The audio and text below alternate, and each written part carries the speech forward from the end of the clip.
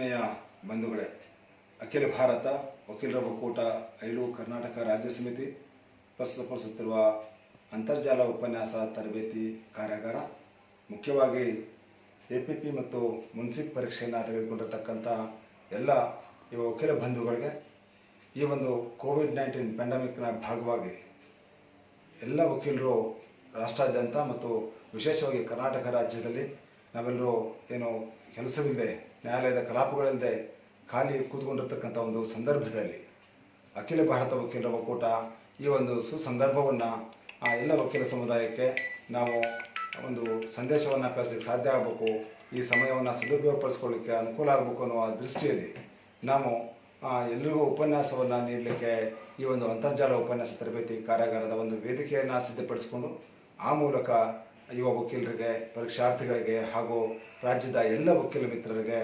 ಕಾನೂನಿನ ಅರಿವನ್ನು ಮೂಡಿಸುವಂಥದ್ದು, ಜ್ಞಾನವನ್ನು ಹೆಚ್ಚಿಸುವಂಥ ನಿಟ್ಟಿನಲ್ಲಿ ಈ ಒಂದು ವೇದಿಕೆಯ ಮೂಲಕ ಸಾಕಷ್ಟು ಉಪನ್ಯಾಸಗಳನ್ನು ಸಂಘಟಿಸ್ತಾ ಬಂದಿದ್ದೇವೆ.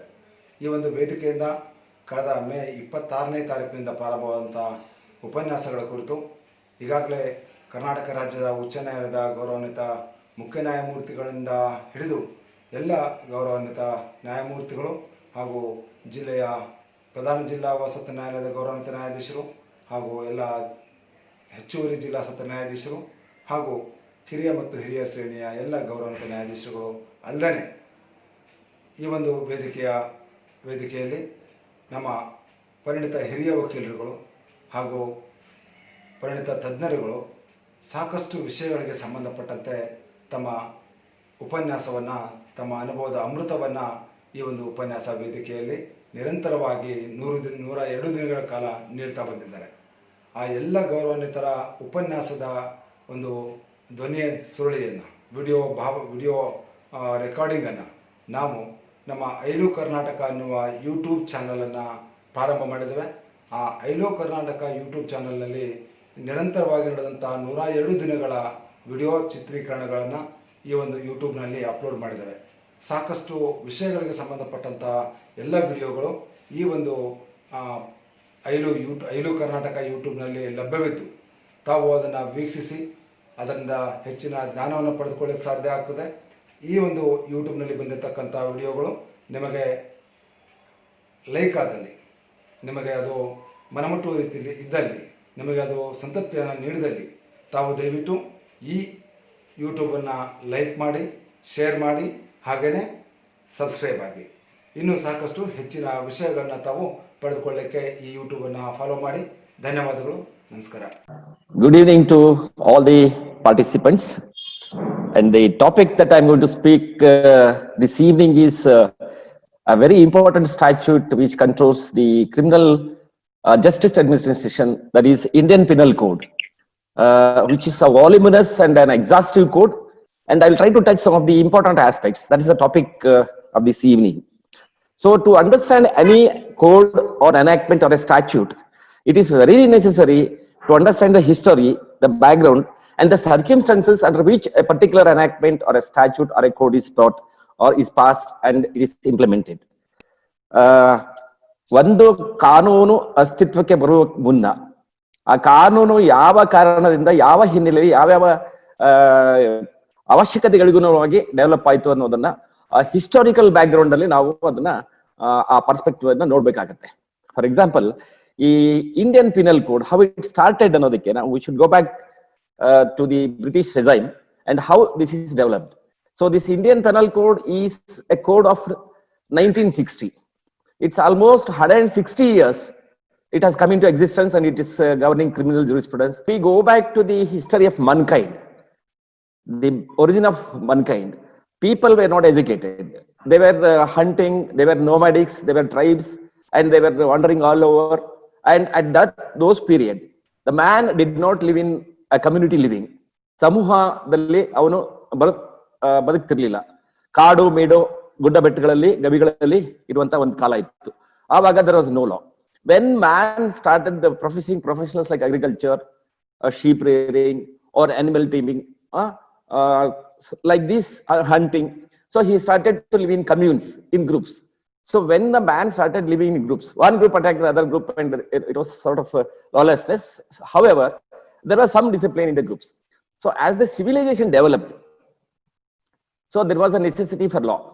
Until then, it was like right is a might. Whoever was strong used to snatch the properties, this or that. So which necessitated, there is some kind of a rule of law, some kind of codification of law was very much required. So if we go back to the Indian civilization, to the Vedic period, it doesn't mean that the country never had any penal law until this IPC came into existence. Atharalla. The IPC implement ಆಗಕ್ಕಿಂತ ಮುಂಚೆ ಈ ದೇಶದಲ್ಲಿ ದಂಡ ಸಂಹಿತೆ ಇರಲಿಲ್ಲ ಅಂತಲ್ಲ. When the kings were ruling the country, it was the king who was supposed to be the superior, and it was the king who made laws. And ಮನುಸ್ಮೃತಿನಲ್ಲಿ ನಮಗೆ ಸಿಕ್ಕತ್ತೆ ಯಾರ್ಯಾರು ಎಂತ ಅಪರಾಧ ಮಾಡಿದ್ರೆ, ಥೆಫ್ಟ್ ಮಾಡಿದ್ರೆ, ಡಕಾಯಿತಿ ಮಾಡಿದ್ರೆ, ಅಡಲ್ಟ್ರಿ ಮಾಡಿದ್ರೆ ಏನೇನು ಶಿಕ್ಷೆ ಕೊಡಬೇಕು ಅಂತ ಹೇಳಿ. If you go back to some Vedic period, some 2000 years earlier to Christian era. So subsequently, the Mohammedans invaded this country. They started ruling India. It has passed certain phases of rulers. So when Mohammedans invaded the country and they started ruling this country, it was their Quran which has roots in penal law. ಈಗ ಏನು ಶಿಕ್ಷೆ ಕೊಡಬೇಕು ಏನು ಮಾಡಬೇಕು ಅಂತ ಕುರಾನ್ ನಲ್ಲೇ prescribe ಮಾಡಿದೆ. And according to Mohammedans, a state is kingdom of God, and it is the God who should punish the culprits or the offenders. That was the concept. So 1600, when Vasco da Gama found a route to India, and these English people came for trading, and other countries like Dutch, Portuguese, etc. they came. So it was English people who were dominant by establishing a company called East India Company. So they had a charter from the Queen who was ruling by then, that East India Company was given full powers to acquire territories, to establish their own armies, and to govern the people of this country, because India had been divided into thousands of small provinces like states, princely states ಅಂತ ಹೇಳ್ತೀವಿ ನಾವು. ಸಣ್ಣ ಸಣ್ಣ ಸಂಸ್ಥಾನಿಕರೆಲ್ಲ ಇದ್ದದ್ದನ್ನ ದುರುಪಯೋಗ ಮಾಡಿಕೊಂಡು they started to rule this country. ತಮಗೆಲ್ಲ ಗೊತ್ತಿದೆ, you know very well how these people tried to capture the whole country, and they took away the things, and at the same time they did certain things to be considered towards positive side, like education, like bringing a common law to all the people. So it was by these charters, the courts were established by the charter. For the first time, a Supreme Court was established in Bengal. And then Bombay was subjected to the High Court of Judiciary was introduced, and it had only two sessions, one primary prime session, subsequently later sessions like that. And the punishments until then, even under the British rule initially, Mohammedans were being punished in accordance with Quran. Hindus were being punished in accordance with this Manusmriti and the practices that prevailed once. So when this was brought to the notice and knowledge of the people, so the credit should go to Macaulay, Lord Macaulay subsequently, because Lord this designation was given at a subsequent stage. So it was he who wrote to the council that there is a need to codify a uniform penal law for India. That's how the first law commission of this country dates back to 1834. In 1834, the first law commission for India was constituted, of which Macaulay was the president, Macleod, Anderson, and Millett were the members.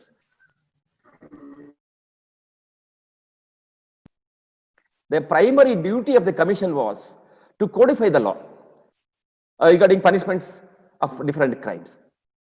So, in his words, the Macaulay, he writes that no country ever stood so much in need of a code of law as India, because there was no code of this penology to punish the accused.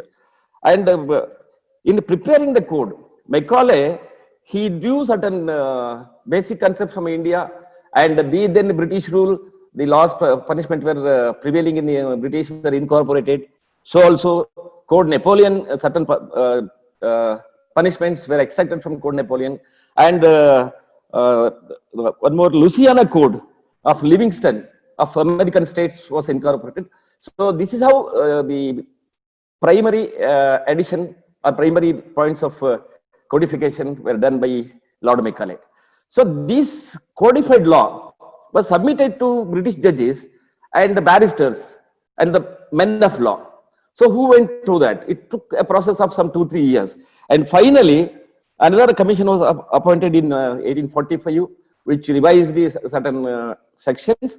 And finally, on October 6, 1860, this Indian Penal Code is passed by British legislature.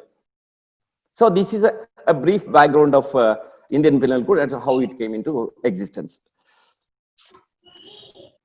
Then, to understand a criminal law, one has to understand basically what is a crime.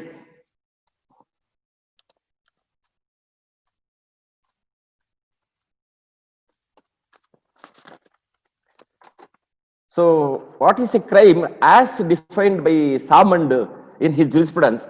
A crime is an act deemed by law to be harmful to the society as a whole, although its immediate victim may be an individual. So, a crime is an offense committed against the state, against the society at large, even if it harms an individual. So, the object of penology, of punishment, is to protect the society against criminals by inflicting punishment under the existing criminal law. This is the concept. And our Honorable Supreme Court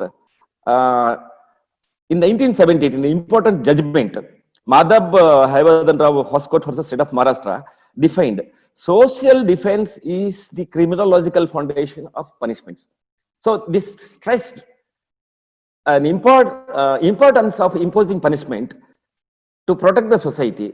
So in the words of the Supreme Court, reported in 1978, Supreme Court at page 1548, in the words of the Lordships, social defense is the criminological foundation of punishment.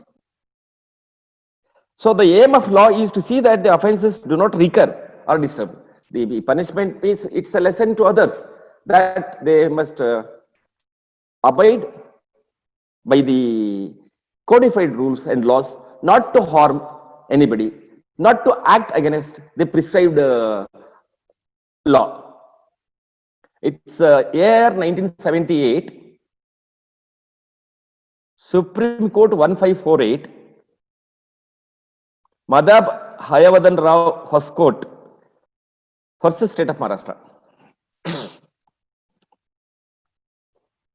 And again, the Supreme Court, defining the crime, in another judgment has held, the crime can be defined as an act, that it may also be defined as the commission of an act specially forbidden by law. It may be an offense against morality or social order. This was held like that in the matter of T.K. Gopal versus State of Karnataka. This is reported in year 2000, Supreme Court 1669. So to constitute crime, two important elements are basic, as you all know. The first one is mens rea, the second one is actus reus. Then what is mens rea? Mens rea is a guilty mind.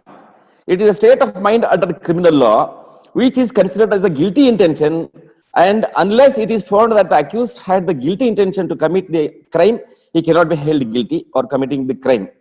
This was held so in the matter of Director of Enforcement versus MCTM Corporation Private Limited, year 1996, Supreme Court 1100, especially at page 1103.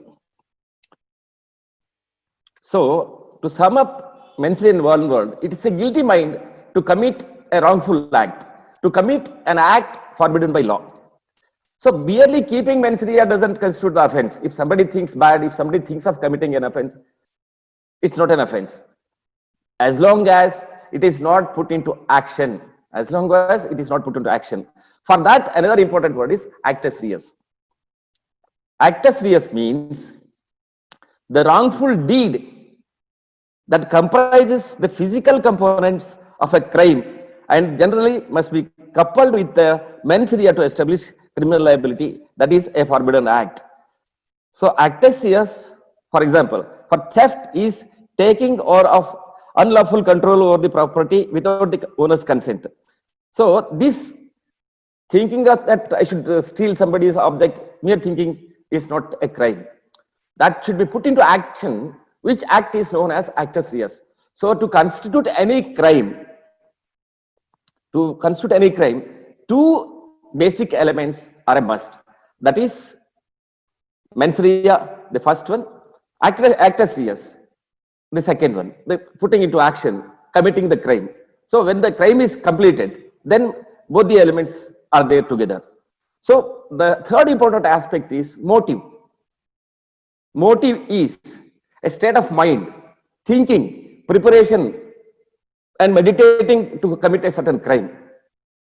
So these three are the basic ingredients of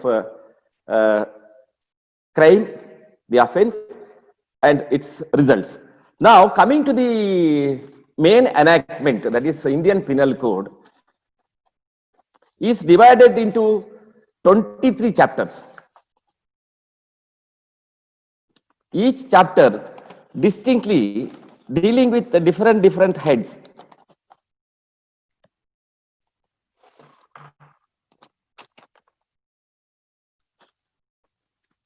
So the first chapter is introduction from section 1 to 5. Then the second chapter on the head of general exceptions deals with definitions. Then section 40 defines offenses. Like that,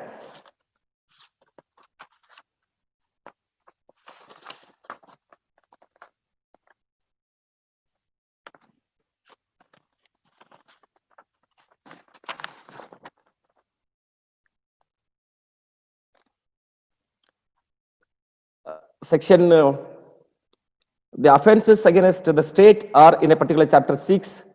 The offenses against Navy, Air Force, Army are in chapter 7. Against public tranquility is at chapter 8. Offenses relating to public servants is at chapter 9. Offenses relating to election are under chapter 9A. Offenses of contempt of lawful authority is at chapter 10. Of false evidence and offenses of affecting criminal justice is chapter 11. Like this, so on and so forth. So from section 1 to 511, particularly of course, every section is important insofar as the Indian Penal Code is concerned. But what we usually do is the criminal practicing lawyers, when a crime is registered, they just go through the FIR. That's the basic concept. Then they say, oh, these are the offenses, 279, 338, 339, like that. Or they say that this is 323, 324, 326, read with 143, 147, 149, like that. So except reading those sections, the advocates hardly concentrate on general exceptions. Now I come to general exceptions. So general exceptions is so beautifully arranged in IPC. It speaks that an offense is not an offense if it is covered under general exceptions. Now we will go to general exceptions from section 76 to section 106, which is important now. So these sections, the chapter 4, speaking of general exceptions, keeps away the guilt, or if the offenses are committed taking shelter of these exceptions, they are no offenses and they are not punishable. So section 76 deals with act done by a person born or by mistake of fact, believing himself bound by law. Now, a small interruption here. Whenever you read IPC, you will have to divide these sentences to make a perfect sense. So we will have to make like 1, 2, 3, 4 like that. For example, let us take this section 76. The first part is nothing is an offense. Stop. Which is done by a person. Second, who is or who by reason of a mistake of fact. This is fourth. And not by reason of a mistake of law, in good faith, believes himself to be bound by law to do it, is exempted from punishment. For example, an illustration is given. A soldier fires on a mob by the order of his superior officer. In conformity with the commands of law, A has committed no offense. An officer of a court of justice being ordered to arrest some A, he by mistake of fact he arrests B. Here, he has not committed any offense. So the acts of a judge, next section is act of a judge when acting judicially. Nothing is an offense which is done by a judge when acting judicially in exercise of any power which is or which was in good faith he believes to be given to him by law. Like that, act done pursuant to the judgments or orders of the court, acts done by a person justified or by mistake of fact believing himself justified by law. And very interestingly, next section is section 82, act of a child under 7 years of age. Nothing is an offense which is done by a child under 7 years of age, because the law protects the children even up to the age of 12 years in the next section, as stated in section 83. Nothing is an offense which is done by a child above 7 years of age and under 12, who has not attained sufficient maturity of understanding to judge the nature and consequences of his conduct on that occasion. Likewise, the acts committed by a person of unsound mind, or who is incapable of knowing the nature of the act, or that he is doing what is either wrong or contrary to law, is no offense. So there is a shelter, there is a protection. Next, interestingly, some people take a defense that I was under the intoxication condition, or I was under the influence of alcohol, something like that. So this section 85 clearly defines as to how it will not be an offense. For example, act of a person incapable of judgment by reason of intoxication caused against his will. This caused against his will is more important. If a man gets drunk himself and commits an offense, he cannot take an offense, shelter here that I have not committed the. Okay. The act specifically says that the intoxication must be against the will of a person who commits offense. ಅಂದ್ರೆ ಗೊತ್ತಿದ್ದು ಕುಡಿದು shelter ತಗೊಳ್ಳುವಂಗಿಲ್ಲ. ಇವನಿಗೆ ಇಚ್ಛೆಗೆ ವಿರುದ್ಧವಾಗಿ ಅವನಿಗೆ ಮತ್ತು ಬರುವ ಹಾಗೆ, ಅಂದ್ರೆ ಅಮಲೇರುವ ಹಾಗೆ ಮಾಡಿ ಅದರಿಂದ ಯಾವ್ದಾದ್ರು ಒಂದು ಅಪರಾಧ ಸಂಭವಿಸಿದರೆ ಅದಕ್ಕೆ ಈ ಅಪರಾಧ ಮಾಡಿದ ಮನುಷ್ಯ ಹೊಣೆಗಾರನಾಗೋದಿಲ್ಲ ಅಂಡರ್ ಸೆಕ್ಷನ್ 85. ಹಾಗೇನೆ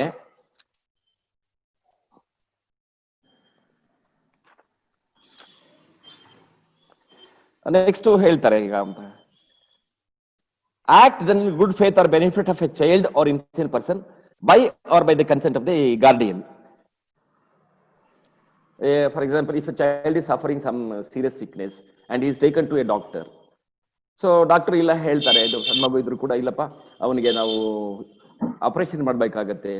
So suppose if an surgery is committed and due to that act if the child dies, then by virtue of section 89 ಕೆಳಗಡೆಗೆ ಅವರಿಗೆ ಎಕ್ಸೆಂಪ್ಷನ್ ಇದೆ, ಅದು ಅಪರಾಧ ಆಗೋದಿಲ್ಲ. ಹಾಗೇನೆ ಸೆಕ್ಷನ್ 92 ಕೂಡ ತುಂಬಾ ಇಂಪಾರ್ಟೆಂಟ್ ಇದೆ, ಹೇಳ್ತೀನಿ. ಹಾಗೆಂದ್ರೆ act done in good faith for the benefit of the person without his consent. So ಯಾರೋ ಮೋಟರ್ ಸೈಕಲ್ ಮೇಲೆ ಸ್ಪೀಡ್ ಆಗಿ ಹೋಗ್ತಾ ಇರ್ತಾನೆ, ಯಾವುದೋ ಒಂದು ಹಂಪ್ ನಲ್ಲಿ ಜಂಪ್ ಮಾಡಿ ಬಿದ್ದು ಹಿ ಲೂಸಸ್ ಹಿಸ್ ಕಾನ್ಶಿಯಸ್. ಅವನು ಯಾರು ಏನು ಅಂತ ಯಾರಿಗೂ ಗೊತ್ತಾಗೋದಿಲ್ಲ. So immediately he is rushed to the hospital. So ಆವಾಗ ಅವನ ಜೀವ ಉಳಿಬೇಕು ಅಂತಂದ್ರೆ ಇಮಿಡಿಯೇಟ್ಲಿ ಅವನಿಗೆ ಸರ್ಜರಿ ಮಾಡಬೇಕು, ಏನು ಮೆದುಳು ಬ್ಲೀಡಿಂಗ್ ಇದೆ ಅದನ್ನ ಸ್ಟಾಪ್ ಮಾಡಬೇಕು. ಈ ತರ ಇರುವಾಗ ಅವನ್ ಕನ್ಸೆಂಟ್ ಕೊಡೋ ಪರಿಸ್ಥಿತಿ ಪ್ರಸಂಗನೇ ಇರೋದಿಲ್ಲ. So to save his life, if the doctor operates and if that operation results in the death of a particular person, so this is an exemption and it doesn't amount to an offense. ಹಾಗೇನೆ ಬಹಳ next important ಬರ್ತೀನಿ, section 96. So everybody, we speak of right of self defense. Other roots ಎಲ್ಲಿದೆ ಅಂತ ಹೇಳಿದ್ರೆ section 96, things done in private defence. Nothing is an offence which is done in the exercise of right of private defence. So ಇದು 96 ಇಂದ 106 ವರೆಗೂ right of private defence ಬಗ್ಗೆನೇ ಹೇಳ್ತಾರೆ. ಈಗ section 97 is more elaborate right of private ಡಿಫೆನ್ಸ್ಗೆ. 96 ಅಲ್ಲಿ nothing is an offence which is done in the exercise of the right of private defence. So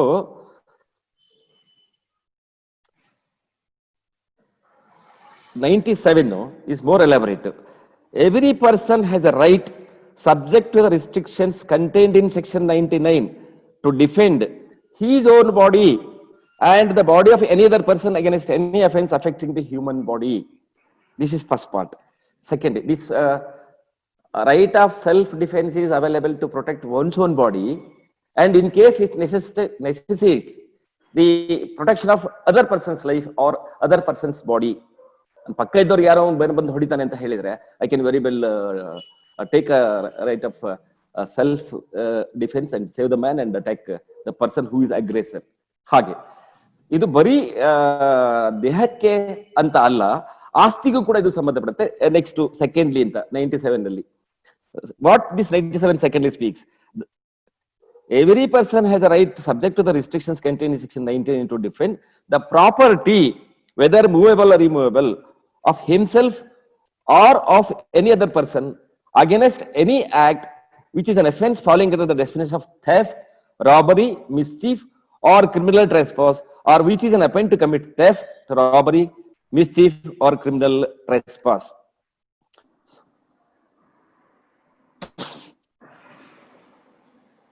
So here the right of self-defense is not necessarily available against one's own body or others' body. It also is available insofar as the property is concerned. So next section 98 is a right of private defense against the act of a person of unsound mind, when an act which should otherwise be a certain offense is not that offense by the reason of youth, want of maturity of understanding, the unsoundness of mind or intoxication of the person doing that act, or by the reason of any misconception on the part of that person. Every person, this is very important, every person has the same right of private defense against that act which he would have if the act were that offense. ತುಂಬಾ important section ಇದು. ಯಾರೋ ಒಬ್ಬನು ಹುಚ್ಚ ಇದ್ದಾನೆ, ಮಾನಸಿಕ ಸ್ಥಿಮಿತ ಕಳ್ಕೊಂಡು ಬಂದು ಇನ್ನೊಬ್ಬನ ಹೊಡಿತಾನೆ ಅಂತ ನನ್ನನ್ನು ಬಂದು ಬಡಿತಾನೆ ಅಂತಂದಾಗ, ಸಪೋಸ್ ನಾನು ನನ್ನ ಸೆಲ್ಫ್ ಡಿಫೆನ್ಸ್ ಅನ್ನು ನಾನು ಉಪಯೋಗ ಮಾಡಿಕೊಳ್ಳದೆ ಹೋದ ಪ್ರಸಂಗದಲ್ಲಿ there will definitely be harm to my person, property, body ಆಗ್ತಿತ್ತು ಅಂತ ಪ್ರಸಂಗದಲ್ಲಿ if I commit an offense is exempted under section 98. So section 98 equally holds good insofar as the youth are concerned, those who are not a 10 majority, the youngsters are concerned. Equally holds good against a person with an intoxicated mind, inebriated mood. So ಅಂಥವ್ರು ಕೂಡ ಈ ಅಪರಾಧ ಮಾಡಕ್ ಬಂದಾಗ ಈ ಆತ್ಮರಕ್ಷಣೆ ಅಂತ ನಾವು ಹೇಳ್ತೀವಿ, right of self defence, that is very much available. And even if I commit to stop those acts, it's not an offence. Next 99 exception. ಈಗ ಹೇಳಿದೆ 96 to 97 ಓದಿ ಹೇಳೋ ಕಾಲಕ್ಕೆ 97 ನಲ್ಲಿ ಹೇಳಿದ್ರು ಏನಂತ, right of private defence of the body and property subject to restrictions contained in section 99. So let us see what are those restrictions. 99ನೇ section ಅಲ್ಲಿ ಏನ್ ಹೇಳ್ತಾರೆ ಅಂತ, there is no right of private defense against an act which doesn't reasonably cause the apprehension of death or grievous hurt if done or attempted to be done by a public servant acting in good faith under the color of his office, though that act may not be strictly justifiable by law. So this section is to be split again. Other thanks split madkomka. There is no right of private defense against an act which doesn't reasonably cause the apprehension of death or grievous hurt if done or attempted to be done by a public servant acting in good faith under the color of his office, though that act may not be strictly justifiable by law. So ಇಲ್ಲಿ ಯಾವುದೇ ಸರ್ಕಾರಿ ನೌಕರ ತನ್ನ ಅಧಿಕಾರವನ್ನ ಚಲಾಯಿಸಿ self defence ಅನ್ನ ಏನೋ ಒಂದು ಕವಚ ಮಾಡಿಕೊಂಡು ಅದ್ರ ಸೆಲ್ಟರ್ ತಗೊಂಡು ಈ ಅಫರೆನ್ಷನ್ ಆಫ್ ಡೆತ್ ಅಥವಾ ಗ್ರಿವೇಟ್ ಆಗದಿರುವಂತಹ ಸಂದರ್ಭದಲ್ಲಿ ಅವನೇನಾದ್ರು ಓವರ್ ಆಕ್ಟ್ ಮಾಡಿದ್ರೆ ಅದಕ್ಕೆ ಇದು right of self defence apply ಆಗೋದಿಲ್ಲ ಸೆಕ್ಷನ್ 99 ಪ್ರಕಾರ. Further, there is no right of private defense against act which doesn't reasonably cause apprehension of death or grievous hurt if done or attempted to be done by the direction of a public servant acting in good faith under the color of his office, though the direction may not be strictly justifiable by law. So next ಅದು ಇದರ extension, first section extension. ಈಗ ತಕ್ಷಣಕ್ಕೆ death ಕಾಸ್ ಆಗಬಹುದು, ಮಾರಣಾಂತಿಕವಾಗಿ ಹಲ್ಲೆ ಮಾಡಬಹುದು ಅಥವಾ ಗಂಭೀರ ಸ್ವರೂಪದ ಗಾಯಗಳನ್ನು ಮಾಡಬಹುದು ಅನ್ನುವಂತಹ ಸನ್ನಿವೇಶ ಇಲ್ಲದೆ ಹೋದ ಪ್ರಸಂಗದಲ್ಲಿ, ಅಂತ ಸನ್ನಿವೇಶ ಇಲ್ಲದೆ ಹೋದ ಪ್ರಸಂಗದಲ್ಲಿ ಸರ್ಕಾರಿ ನೌಕರದಾರನು ತನ್ನ ಅಧಿಕಾರವನ್ನ ಚಲಾಯಿಸಿ ಏನಾದ್ರೂ ಗುನ್ನೆ ಮಾಡಿದ್ರೆ ಅದು ಈ ರೈಟ್ ಆಫ್ ಸೆಲ್ಫ್ ಡಿಫೆನ್ಸ್ ಅದಕ್ಕೆ ಅಪ್ಲೈ ಆಗೋದಿಲ್ಲ. He will be found guilty of the offences. ಹಾಗೇನೆ ನೆಕ್ಸ್ಟ್ ಅದರದ್ದೇ 99 day, there is no right of private defense in cases in which there is time to have recourse to the protection of the public authorities. So this is giving wider powers to the public authorities that they should think twice before acting anta helo lekkadalli. So next important question is the extent of right to which the right may be exercised. Right of self defense na ಎಷ್ಟು ಪ್ರಮಾಣ ಯಾವ ಡಿಗ್ರಿನಲ್ಲಿ ನಾವು ಪ್ರಯೋಗಿಸಬಹುದು ಅನ್ನೋದಕ್ಕೆ ಬಹಳ strict ಆಗಿ ಹೇಳಿದ್ದಾರೆ. ಏನಂತ, extend to the right of private defence is in no case extends to inflicting of more harm than is necessary to inflict for the purpose of defence.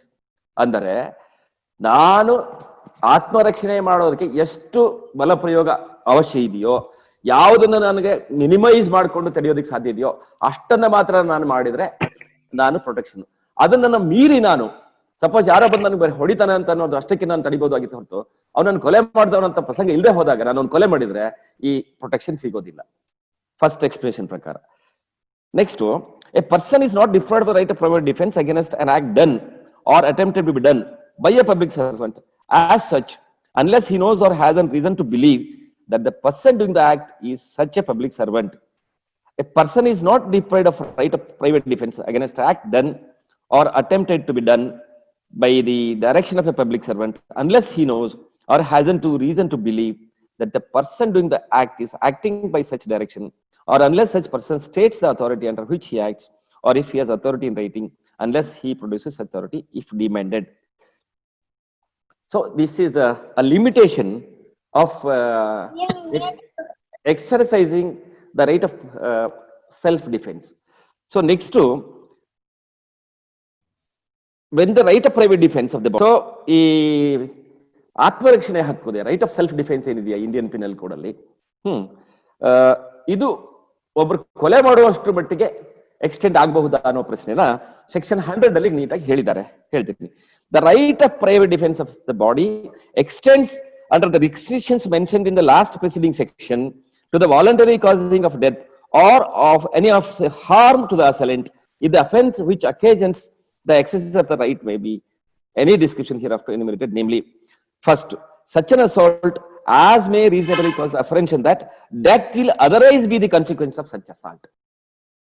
So ಇದನ್ನ IPC ಪುಸ್ತಕ ಇಟ್ಕೊಂಡ್ರೆ ಅಲ್ಲಿಗೆ ಮಾರ್ಕ್ ಮಾಡಿಕೊಂಡು ನೀವು sentence ನ split ಮಾಡಿದ್ರೆ ನಿಮಗೆ ಅರ್ಥ ಆಗತ್ತೆ. ಸಚ್ ಅನ್ ಅಸಾಲ್ಟ್ ಫಸ್ಟ್ ಯಾವುದು ಸೆಕ್ಷನ್ 100 ಅಲ್ಲಿ ಫಸ್ಟ್ ಎಕ್ಸ್ಪ್ಲನೇಷನ್ ಹೇಳಿದ ವಿವರಣೆ ಕೊಟ್ಟಿರೋದಲ್ಲಿ such an assault as may reasonably cause the ಅಫ್ರೆನ್ಷನ್.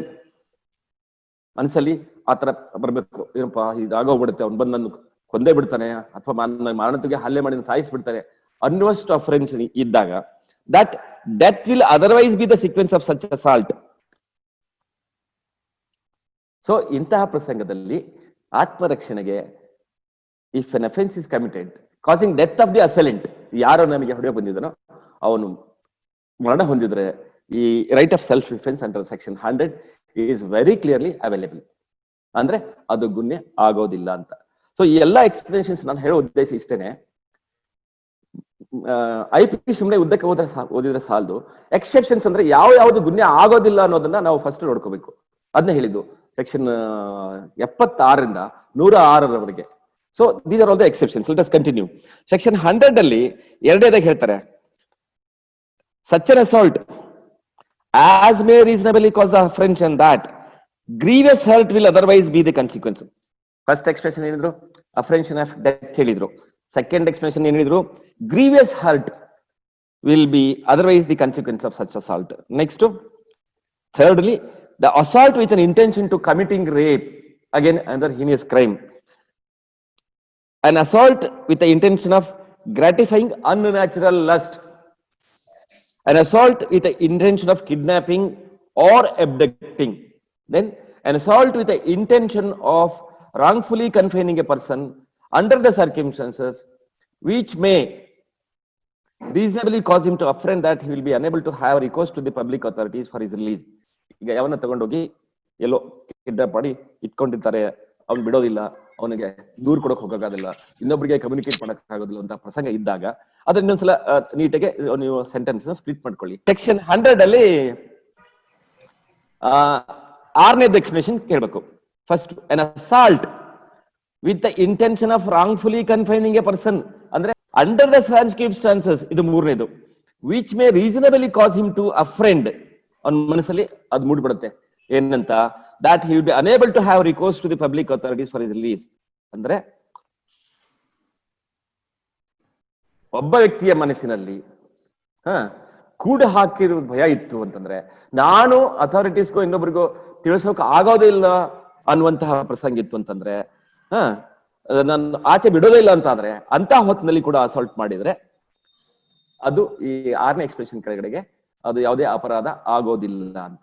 Next, an act of throwing or administering acid or an attempt to throw or administer acid which may reasonably cause the apprehension that grievous hurt will otherwise be consequence of such act. ಈ acid ದಾಳಿ ಪ್ರಕರಣಗಳು ಜಾಸ್ತಿ ಆದಾಗ 2013 by Act 13 of 2013, this particular 7th explanation is added to these exceptions, section 100. ಯಾರ ಮೇಲೆ ಒಂದು acid ಹಾಕಿ ಗಂಭೀರ ಸ್ವರೂಪದ ಪ್ರಮಾಣಗಳನ್ನು ಮಾಡ್ತಾರೆ ಅಂತ ಆದಾಗ, ಆ ಯಾರು ಆಸಿಡ್ ಹಾಕಕ್ ಬಂದಿರ್ತಾರೆ ಅವ್ರನ್ನ ಅಸಾಲ್ಟ್ ಮಾಡಿದ್ರೆ ಅಥವಾ ಅವ್ರ ಮೇಲೆ ಯಾವುದೇ ಒಂದು ಬಲಪ್ರಯೋಗ ಮಾಡಿದ್ರೆ, ಇನ್ನೊಂದು ಮಾಡಿದ್ರೆ ಅದು ಈ ಸೆಕ್ಷನ್ 100 ಕೆಳಗಡೆಗೆ ಅಪರಾಧ ಆಗೋದಿಲ್ಲ. ನೆಕ್ಸ್ಟ್ ನೆಕ್ಸ್ಟ್ ಇಂಪಾರ್ಟೆಂಟ್ ಸೆಕ್ಷನ್ ಹೇಳ್ತೀನಿ, 103. When the right of private defense of property extends to causing death.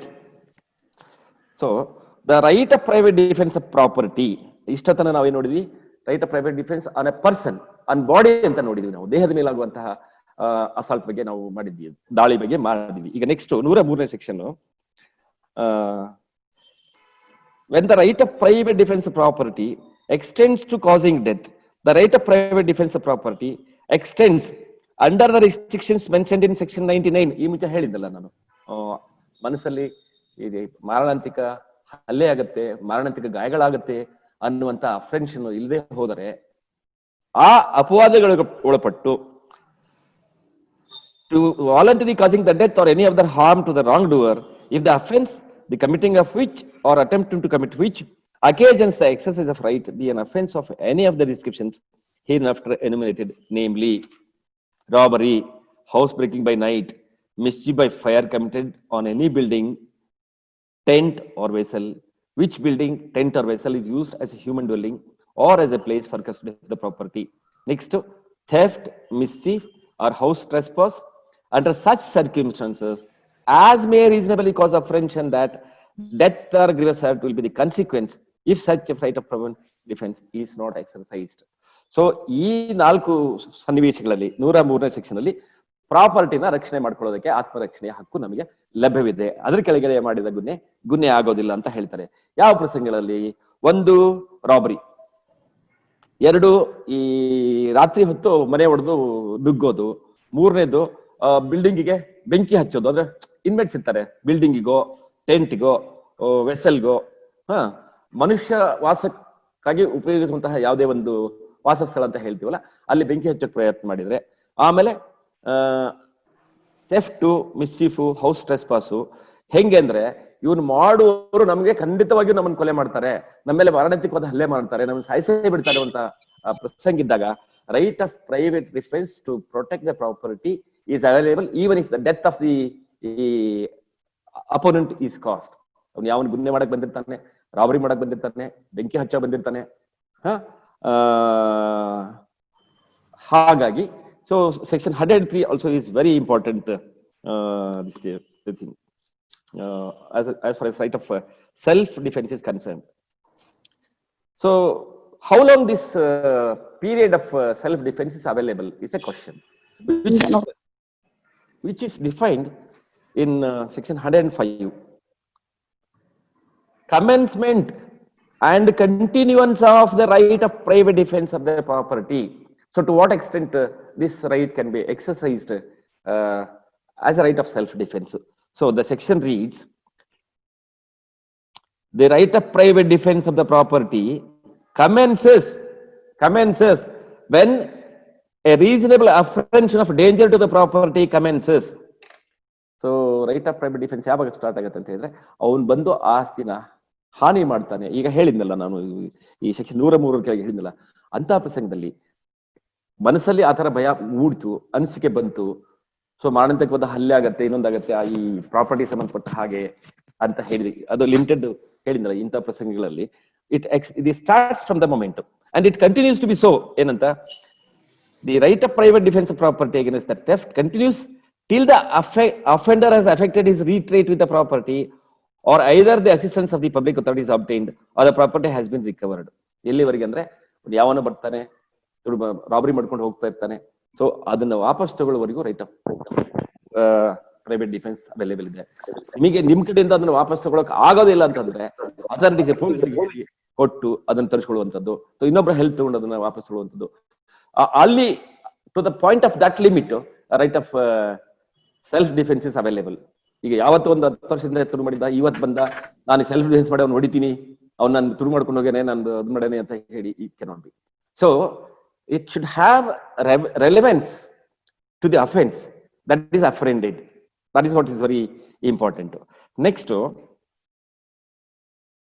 the right of private defense of property against robbery continues as long as the offender causes or attempts to cause to any person death or hurt or wrongful restraint, or as long as the fear of instant death or of instant hurt or of instant personal restraint continues. It's a continuation of the same. Next, the right of private defense of property against criminal trespass or mischief continues as long as the offender continues in the commission of criminal trespass or mischief. The right of private defense of property against house breaking by night continues as long as the house trespass which has begun by such house breaking continues. So as long as the offense is taking place, allivarigu the right of private defense is available. Next, the last section under right of private defense. Right of private defense against deadly assault when there is a risk of harm to innocent person. ಒಬ್ಬ ಅಮಾಯಕ ಮನುಷ್ಯನ ಮೇಲೆ ದಾಳಿ ಆಗ್ತಿತ್ತು ಅಂತಂದ್ರೆ ಆವಾಗ್ಲೂ ಕೂಡ ನೀವು even if you are third party, the right of self defense is available. This is how the section reads. If in the exercise of right of private defense against an assault which reasonably causes the apprehension of death, see the beauty of the language. If in the exercise of right of private defense, one, against an assault, second, which reasonably causes the apprehension of death, this is very important. Third, the defender be so situated that he cannot effectually exercise the right without risk or harm to innocent person, his right to private defense extend to running of that risk. So there is an illustration here. A is attacked by a mob who attempt to murder him. He cannot effectually exercise the right of private defense without firing on the mob, and he cannot fire without risk of harming young children who are mingled with the mob. A commits no offense if so firing he harms any of the children. ಉದಾಹರಣೆ ಏನು ಅಂದ್ರೆ, ಒಂದು ತುಂಬಾ ದೊಡ್ಡ ಗುಂಪು ಯಾವುದೋ ಒಬ್ಬ ಏನೋನ್ ಮೇಲೆ ಮಾರಣಾಂತಿಕ ಹಲ್ಲೆ ಮಾಡೋದಕ್ಕೆ ಏನೋ ಕೈಯಲ್ಲಿ ಶಸ್ತ್ರಾಸ್ತ್ರ ಹಿಡ್ಕೊಂಡು ಅಟ್ಯಾಕ್ ಮಾಡಕ್ ಬರ್ತಾರೆ. ದೊಡ್ಡ ಗುಂಪು ಇರುತ್ತೆ, ಒಂದು 50 ಜನರು 100 ಜನರದು. ಸೊ ಇವರು ಏನೋ ಕ್ರಮ ತಗೊಳ್ಳಿದ್ರೆ ಅವ್ರು ಖಂಡಿತವಾಗಿಯೂ ಇವನನ್ನ ಮುಗಿಸಿ ಹೋಗ್ತಾರೆ. ಅಂತ ಪ್ರಸಂಗ ಏನ್ ಮಾಡ್ತಾನೆ, ಅವ್ನು ಬಂದೂಕ್ ತಗೊಂತಾನೆ, ಅವ್ರು ಹೆದರ್ಸ್ಬೇಕು ಅಂತ ಹೇಳಿ ಫೈರ್ ಮಾಡ್ತಾನೆ. ಆ ಫೈರ್ ಮಾಡಿದಾಗ ಆ ಪಕ್ಕಕ್ಕೆ ಹೋಗೋರಿಗೋ ಅಥವಾ ಈ ಸಣ್ಣ ಮಕ್ಳಿಗೋ ಅಥವಾ ಗುಂಪಲ್ಲಿರೋ ಸಣ್ಣ ಮಕ್ಳಿಗೋ ಯಾರಿಗೋ ಬಡ್ದು ಸತ್ತು ಹೋಗ್ತಾರೆ. ಸೊ ಆವಾಗ ಇವನ ಉದ್ದೇಶ ಅಮಾಯಕ ಮಗುನ್ ಕೊಲ್ಲೋದಾಗಿರ್ಲಿಲ್ಲ, ಆದ್ರೆ ಮಾಬನ್ನ ಹೆದರಿಸುವುದು, ತನ್ನ ಜೀವ ಉಳಿಸ್ಕೊಳ್ಳೋದಾಗಿತ್ತು.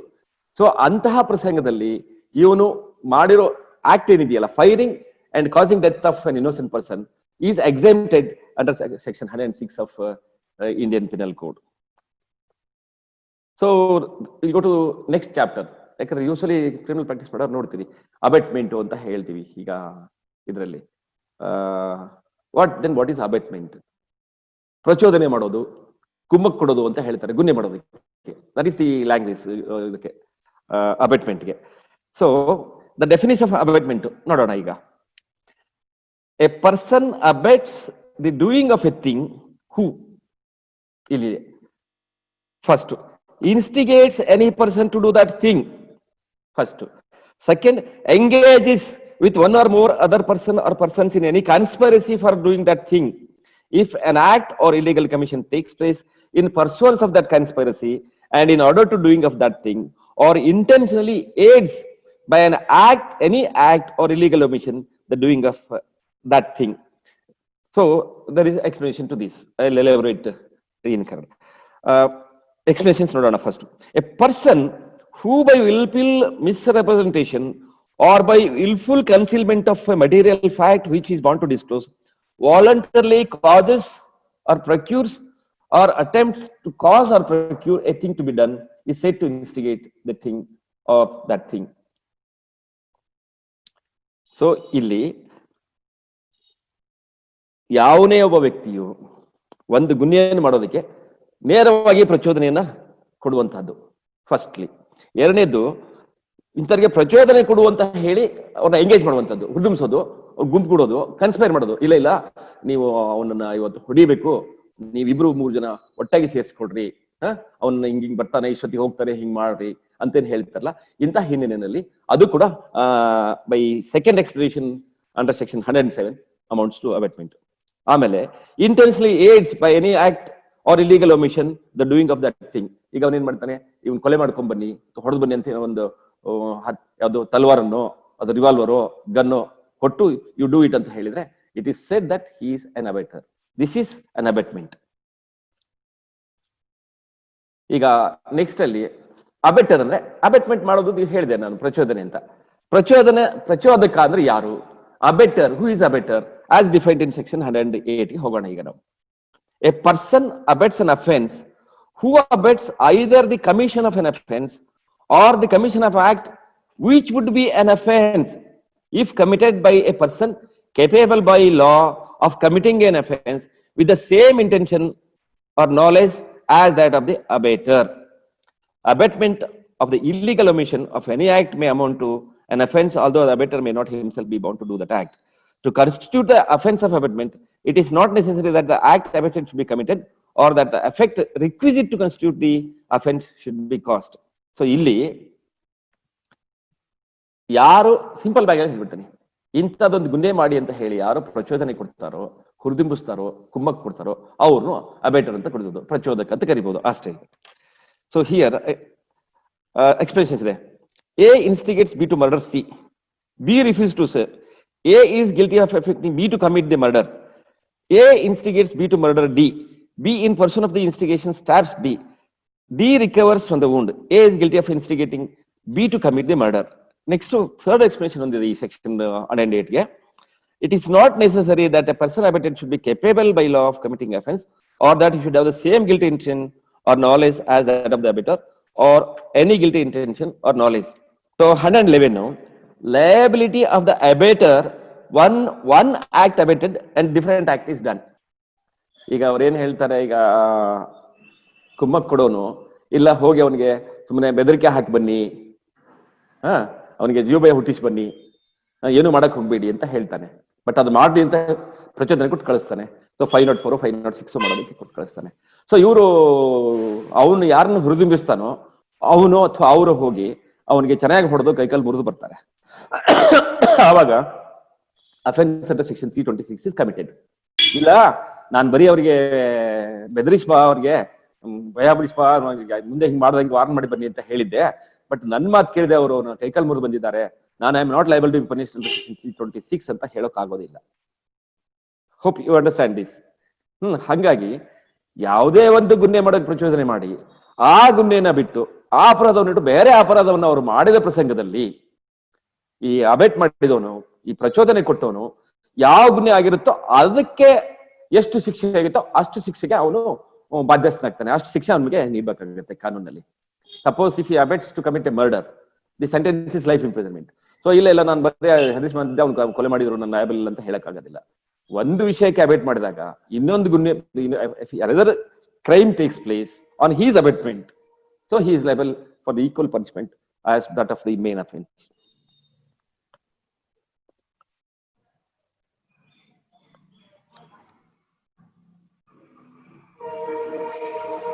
Next we will this is regarding abatement. Next on ಈಗ 120 ಬರೋಣ. Of course I am touching only the important aspects because the whole 511 sections can't be explained. And now let's go to chapter 5A, criminal conspiracy.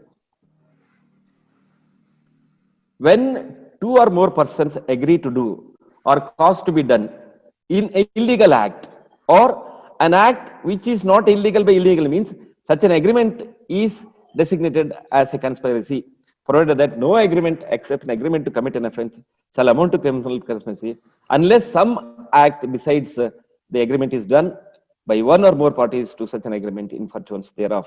It is immaterial, this is the explanation, whether the illegal act is ultimate subject of the agreement or is a mere incidental to that subject.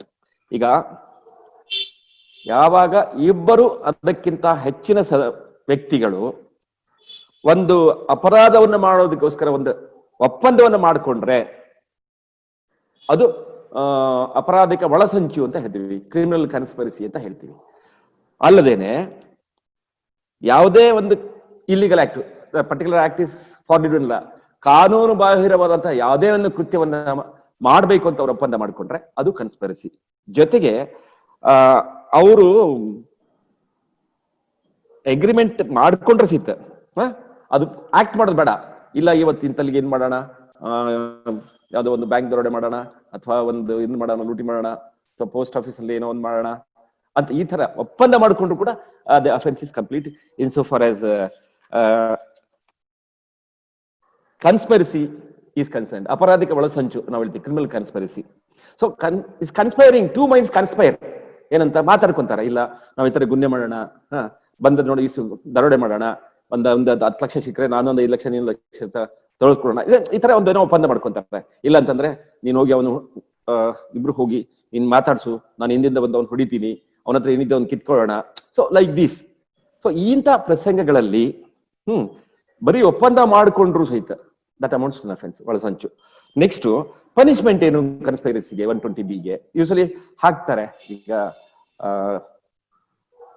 ಯಾವ್ದೋ ಒಂದು ಈ property dispute ಇತ್ತು ಅಂತಂದ್ರೆ ಯಾವ್ದೋ ಒಂದು 10 ಜನ ಸೇರ್ಕೊಂಡು ಯಾವ್ದೋ ಒಂದು ಮನೇಲಿ ಕುತ್ಕೊಂಡು, ಇಲ್ಲ ಅವ್ನ್ ಬಾಳ ಆಗೈತಿ ಅವ್ನು ತೆಗೆದು ಬಿಡೋಣ, ಅವ್ನು ಹೊಡೆದು ಬಿಡೋಣ, ಹಾಗೆ ಹೀಗಂತೆ ಎಲ್ಲೋ ಒಂದ್ ಕಡೆ ಕುತ್ಕೊಂಡು ಮಾತಾಡ್ತಾರೆ ಒಂದು 10 ಜನ, ಹಾಗ್ ಮಾಡ್ಬೇಕು ಹಿಂಗ್ ಮಾಡ್ಬೇಕು ಅಂತ. ಹಂಗ ಚರ್ಚೆ ಮಾಡೋದೇ ಒಳಸಂತು. That itself is an offence as defined under section 120A of criminal conspiracy. So punishment ಏನು ಅಂತ ನೆಕ್ಸ್ಟ್ ಇದಕ್ಕೆ section 120B speaks of punishment. Usually criminal practice ಮಾಡಿರೋ ಬಹಳ ಕಾಮನ್ ಆಗಿರುತ್ತೆ ಅಂತ. Whoever is a party to a criminal conspiracy is a party to a criminal conspiracy to commit an offence punishable with death or imprisonment life or rigorous imprisonment for a term of 2 years or upwards shall, where no express provision is made in this code for the punishment of such a conspiracy, be punished in the same manner as if he abetted such offense. Whoever is a party to criminal conspiracy other than a criminal conspiracy to commit an offense punishable as aforesaid shall be punished with imprisonment of either description for a term not exceeding 6 months or with fine or with both. So ಇಲ್ಲಿ 120B ನಲ್ಲಿ ಮರಣದಂಡನೆಯನ್ನ ಅಥವಾ ಜೀವಾವಧಿ ಶಿಕ್ಷೆ ವಿಧಿಸುವಂತಹ ಅಪರಾಧವನ್ನ ಅಥವಾ 2 ವರ್ಷಕ್ಕೆ ಅಥವಾ ಹೆಚ್ಚಿಗೆ ಕಠಿಣ ಸಶ್ರಮ ಶಿಕ್ಷೆಯನ್ನು ವಿಧಿಸುವಂತಹ ಅಪರಾಧವನ್ನ ಇವರು ಕ್ರಿಮಿನಲ್ ಕನ್ಸ್ಪರೆಸಿ ಮಾಡಿರೋ ಅಪರಾಧಿಗಳು ಸಂಚು ಮಾಡಿದ ಅಪರಾಧಿಗಳಿಗೆ ಅಷ್ಟೇ ಪ್ರಮಾಣದ ಶಿಕ್ಷೆಯನ್ನು ಕೊಡಬೇಕು. ಅಂದ್ರೆ ಮರಣದಂಡನೆ ಶಿಕ್ಷೆ ಮಾಡುವಂತ ಕನ್ಸ್ಪರೆಸಿ ಮರಣದಂಡನೆ ಕೊಡಬೇಕು. ಜೀವಾವಧಿ ಶಿಕ್ಷೆ ವಿಧಿಸುವಂತಹ ಗುನ್ನೆ ಮಾಡಿದ್ರೆ ಜೀವಾವಧಿ ಶಿಕ್ಷೆ ಕೊಡಬೇಕು. ಅಥವಾ 2 ವರ್ಷಕ್ಕಿಂತ ಹೆಚ್ಚಿಗೆ ಶಿಕ್ಷೆ ಕೊಡುವಂತಹ ಇತರ ಯಾವುದೇ ಅಪರಾಧವನ್ನ ಮಾಡಿದ್ರೆ ಅಷ್ಟು ಸಮ ಪ್ರಮಾಣದಲ್ಲಿ ಅವರಿಗೆ ಶಿಕ್ಷೆಯನ್ನು ಕೊಡಬೇಕು ಅಂತ ಹೇಳುತ್ತೆ. ನೆಕ್ಸ್ಟ್ ಹೇಳ್ತಾರೆ, whoever is a party to criminal conspiracy other than the offence. ಅಂದ್ರೆ ಈಗ ಜೀವಾವಧಿ ಶಿಕ್ಷೆ ಕೊಡುವಂತಹ ಅಪರಾಧ, ಮರಣದಂಡನೆ ಶಿಕ್ಷೆ ಕೊಡುವಂತಹ ಅಪರಾಧ, ಅಥವಾ 2 ವರ್ಷಕ್ಕೂ ಮಿಕ್ಕಿ ಕಠಿಣ ಶಿಕ್ಷೆಯನ್ನು ಕೊಡುವಂತಹ ಅಪರಾಧಗಳನ್ನು ಬಿಟ್ಟು ಹೊರತುಪಡಿಸಿ ಬೇರೆ ಅಪರಾಧಗಳು ಆಗಿದ್ರೆ ಅವ್ರಿಗೆ 6 ತಿಂಗಳ ಶಿಕ್ಷೆ ಅಥವಾ ದಂಡ ಅಥವಾ 2 ವಿಧಿಸಬಹುದು ಅಂತ ಇದೆ. Next offences are against the state. ಅದೆಲ್ಲ ನೀವು ಓದ್ಕೊಂಡಿರಿ. Waging or attempting to wage or abetting waging war against the government of India, conspires to commit punishable by section 121, collecting arms with intends to wage ಅಂದ್ರೆ ದೇಶದ್ರೋಹ, ದಂಗೆ ಅದು ಮಾಡೋದು. ಈಗ 121, 124 A is very important. ಇದನ್ನ ಈ ಪ್ರಸಂಗದಲ್ಲಿ ಸೆಡೇಷನ್ ಅಂತ ಹೇಳ್ತೀವಿ. ಸೆಡೇಷನ್ ಅಂತಂದ್ರೆ ದೇಶದ್ರೋಹದ ಆಪಾದನೆ ಇರುವಂತಹದ್ದು. ಹೇಳ್ತೇನೆ. Whoever 124A, whoever by words either spoken or written or by signs or by visible representation or otherwise brings or attempts to bring into hatred or contempt or excites or attempts to excite disaffection towards the government established by law in India shall be punished with imprisonment for life, to which fine may be added, or with imprisonment which may extend to 3 years, to which fine may be added, or with fine. The expression disaffection includes disloyalty and all feelings of enmity. So comments as expressing disapprobation of the measures of the government with the view to obtain their alteration by lawful means without exciting or attempt to excite hatred, contempt or dissatisfaction do not constitute an offense under this section. ಯಾವುದೇ ಸ್ಥಾಪಿತವಾದ ಸರ್ಕಾರದ ವಿರುದ್ಧ ಅವಹೇಳನಕಾರಿಯಾದಂತಹ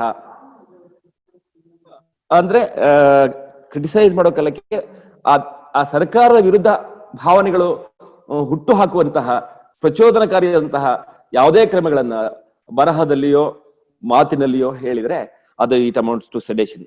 ಆದರೆ ಕಾನೂನುಬದ್ಧವಾಗಿ ಸರ್ಕಾರದ ನಡೆಗಳನ್ನ, ಸರ್ಕಾರದ ಕೆಲವೊಂದು ಕ್ರಮಗಳನ್ನ, ಪಾಲಿಸಿಗಳನ್ನ ಕನ್ಸ್ಟ್ರಕ್ಟಿವ್ ಆಗಿ ನೀವು ವಿಮರ್ಶೆ ಮಾಡಿ ಟೀಕಿಸಿದರೆ ಇದು ಗುನ್ನೆ ಆಗೋದಿಲ್ಲ ಅಂತ ಸೆಕೆಂಡ್ ಎಕ್ಸ್ಪ್ಲನೇಷನ್ ಅಲ್ಲಿ ಹೇಳಿದ್ದಾರೆ 124A ಸೆಡೇಷನ್ ಅಲ್ಲಿ.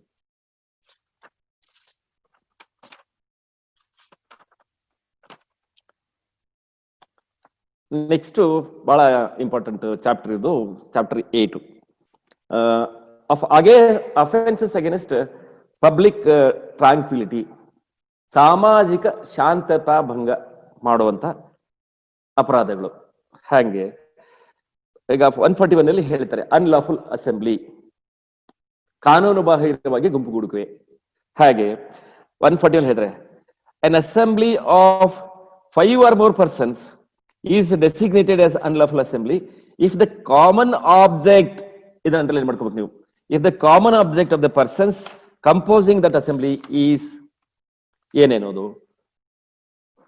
5 ಪ್ರಸಂಗಗಳಿದಾವೆ ಕಾಮನ್ ಆಬ್ಜೆಕ್ಟ್ಗೆ. ಏನಂತ?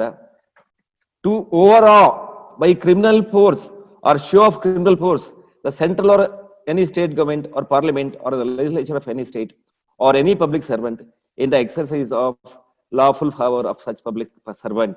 Second, to resist the execution of any law or any legal process, or to commit any mischief or criminal trespass or other offense. This is important. Or other offense to attract 141, 147, 148, 149. This is very important. ಹಾಗೆ ಅಂತ ಹೇಳ್ತೀನಿ. Thirdly, to commit any mischief or criminal trespass or other offense, and it includes all the offenses under the IPC. Next, by using criminal force, by means of criminal force or show of criminal force to any person to take or obtain possession of any property or to deprive any person of the enjoyment of a right of a way or the use of water or other incorporeal right of which he is in possession or enjoyment, or to enforce any right or supposed to right by means of criminal force. Next, fifthly, by means of criminal force or show of criminal force, to compel any person to do what he is not legally bound to do, or to omit to do what he is legally entitled to do. Explanation: an assembly which was not unlawful when assembled may subsequently become an unlawful assembly. So ಈ ಕಾನೂನು ಬಾಹಿರ ಗುಂಪುಗೂಡುವಿಕೆ, farming unlawful assembly ಏನು ಅಂತ ಹೇಳಿದ್ರೆ, criminal force ಅನ್ನು use ಮಾಡುವಂತದ್ದು, ಸರ್ಕಾರದ ವಿರುದ್ಧ ಅಥವಾ ಸರ್ಕಾರಿ ಅಧಿಕಾರಿಗಳ ವಿರುದ್ಧ ಬಲಪ್ರಯೋಗ ಮಾಡುವಂತಹದ್ದು, ಆಮೇಲೆ ಯಾವುದೇ ಒಂದು ಕಾನೂನು ಜಾರಿಯಾಗೋದನ್ನ ಪ್ರತಿಭಟನೆ ಮಾಡುವಂತಹದ್ದು, ಅಥವಾ ಈ ಮಿಸ್ಚೀಫ್ ಮತ್ತೆ ಕ್ರಿಮಿನಲ್ ಟ್ರೆಸ್ಪಾಸ್ ಮಾಡುವಂತಹದ್ದು, ಅಥವಾ ಯಾವುದೇ ಒಂದು ಗುಣಿಯನ್ನು ಮಾಡುವಂತಹದ್ದು, ಆಮೇಲೆ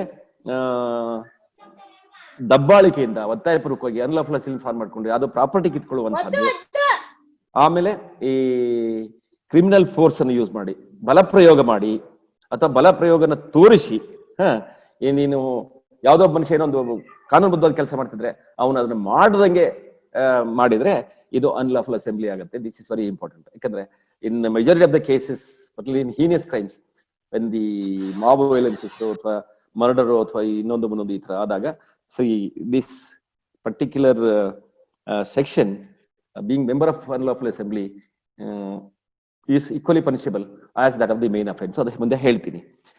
ಸೊ ಇಲ್ಲಿ ಒಂದು ಸೂಕ್ಷ್ಮನ ನಾವು ಗಮನಿಸಬೇಕು. ಸೆಕ್ಷನ್ 34 ಆಫ್ IPC ಈಗ ಏನಾಗುತ್ತೆ, if the persons are less than 5 ಅಂದ್ರೆ ಸೆಕ್ಷನ್ 34 ಆಫ್ IPC ಯೂಸ್ ಆಡ್ ಮಾಡ್ತಾರೆ. ಏನಂತ, ಒಂದು 5 ಜನಕ್ಕೆ ಹಾಕಿ ಅವ್ರು ಇಂತ ಗುನ್ನೆ ಮಾಡಿದ್ರು, 324 307 302 ಏನೋ ಮಾಡಿದ್ರು ಅಂತ ಹೇಳಿ ಮಾಡ್ತಾರೆ. So if the number of group is more than 5, then this particular section 141 and 149 is attracted, forming unlawful assembly. ಹಾಗೆ ಅಂತ ಹೇಳ್ತೀನಿ. 34 ಗೋದಕ್ಕೂ ಹೇಗೆ ಡಿಫರೆನ್ಸ್ ಅಂತ ಹೇಳಿದ್ರೆ, will go to section 34.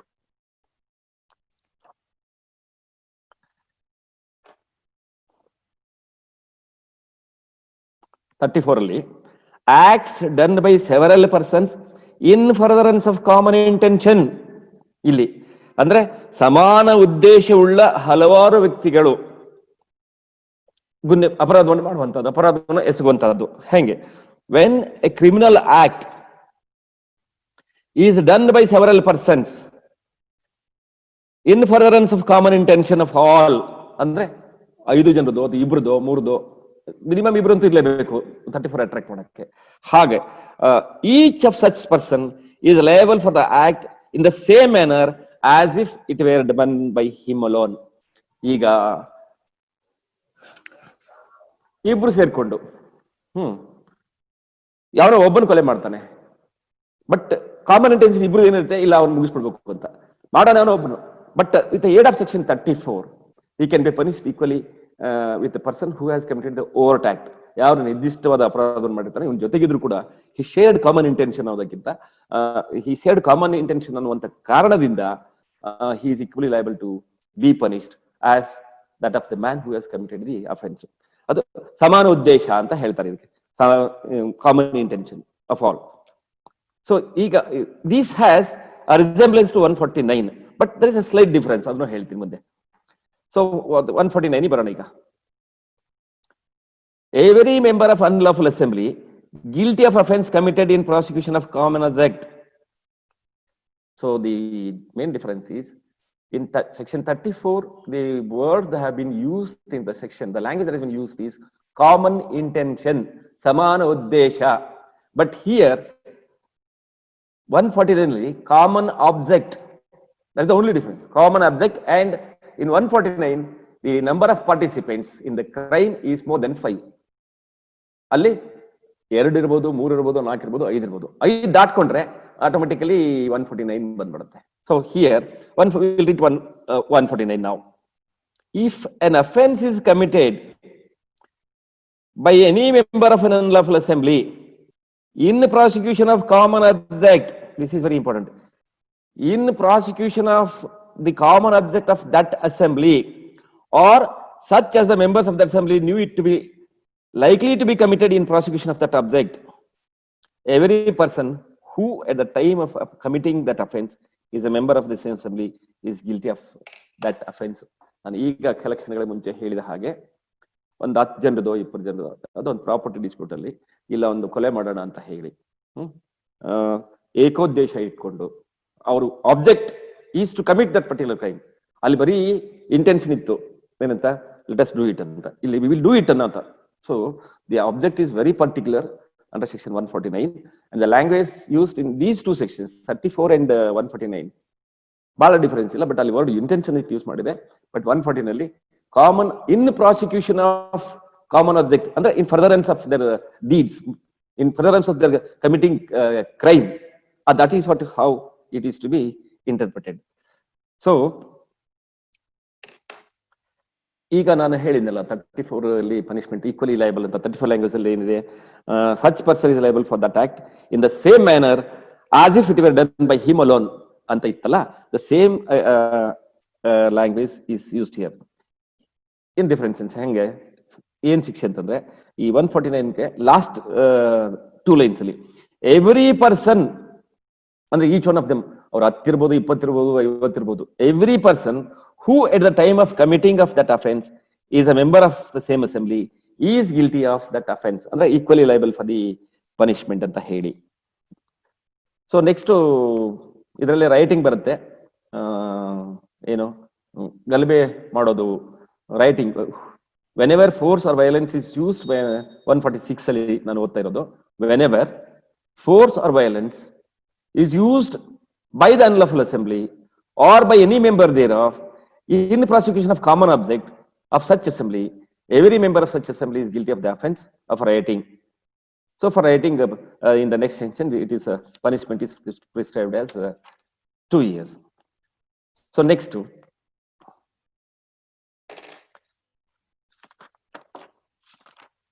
Now we will come to chapter 11 of false evidence and offenses against public justice. ಇದು ತಮಗೆಲ್ಲ ಗೊತ್ತಿದೆ court ಅಲ್ಲಿ. See we must be very aware of this. 191 section important ನೋಡ್ಕೊಳ್ಳಿ. Whoever being legally bound by an oath or by an express provision of law to state the truth or being bound by law to make a declaration upon any subject makes any statement which is false and which he either knows or believes to be false or doesn't believe to be true is said to give false evidence. A statement is within the meaning of this section whether it is made verbally or otherwise.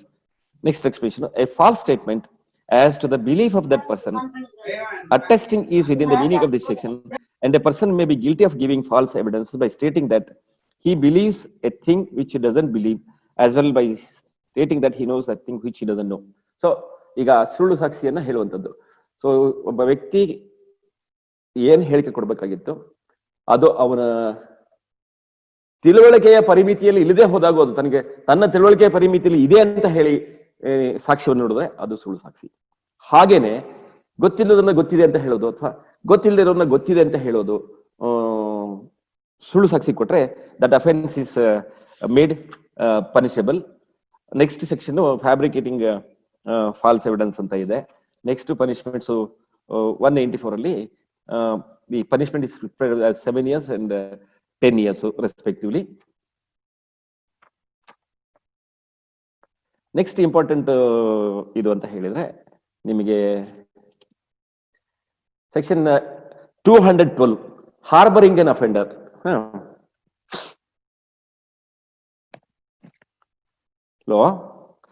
Harboring the offender. Whenever an offense has been committed, ಅಂದ್ರೆ ಆರೋಪಿಗಳಿಗೆ ಆಶ್ರಯ ತಾಣ ಕಲ್ಪಿಸಿಕೊಡುವಂತದ್ದು, ನೆರವು ನೀಡುವಂತಹದ್ದು ಅಪರಾಧಿಗಳಿಗೆ, that is known as harbouring offender. Harbouring the ಅರ್ಥ ಏನು? ನಾವು we will understand ನಾವು ಏನು ಅಂತ ಹೇಳಿದೆ. Whenever an offense has been, section 212 ನಾನು ಓದ್ತಿರೋದು, whenever an offense has been committed, whoever harbors or conceals a person whom he knows or has reason to believe to be the offender with the intention of screening him from legal punishment. If the capital offense shall, if the offense is punishable with death, be punished with imprisonment of either description for a term which may extend to 5 years and also be liable to fine. If punishable with imprisonment for life or with imprisonment, and the offense is punishable with imprisonment for life or imprisonment which may extend to 10 years, sir. shall be punished with imprisonment of either description for a term which may extend to 3 years and shall also be liable to fine.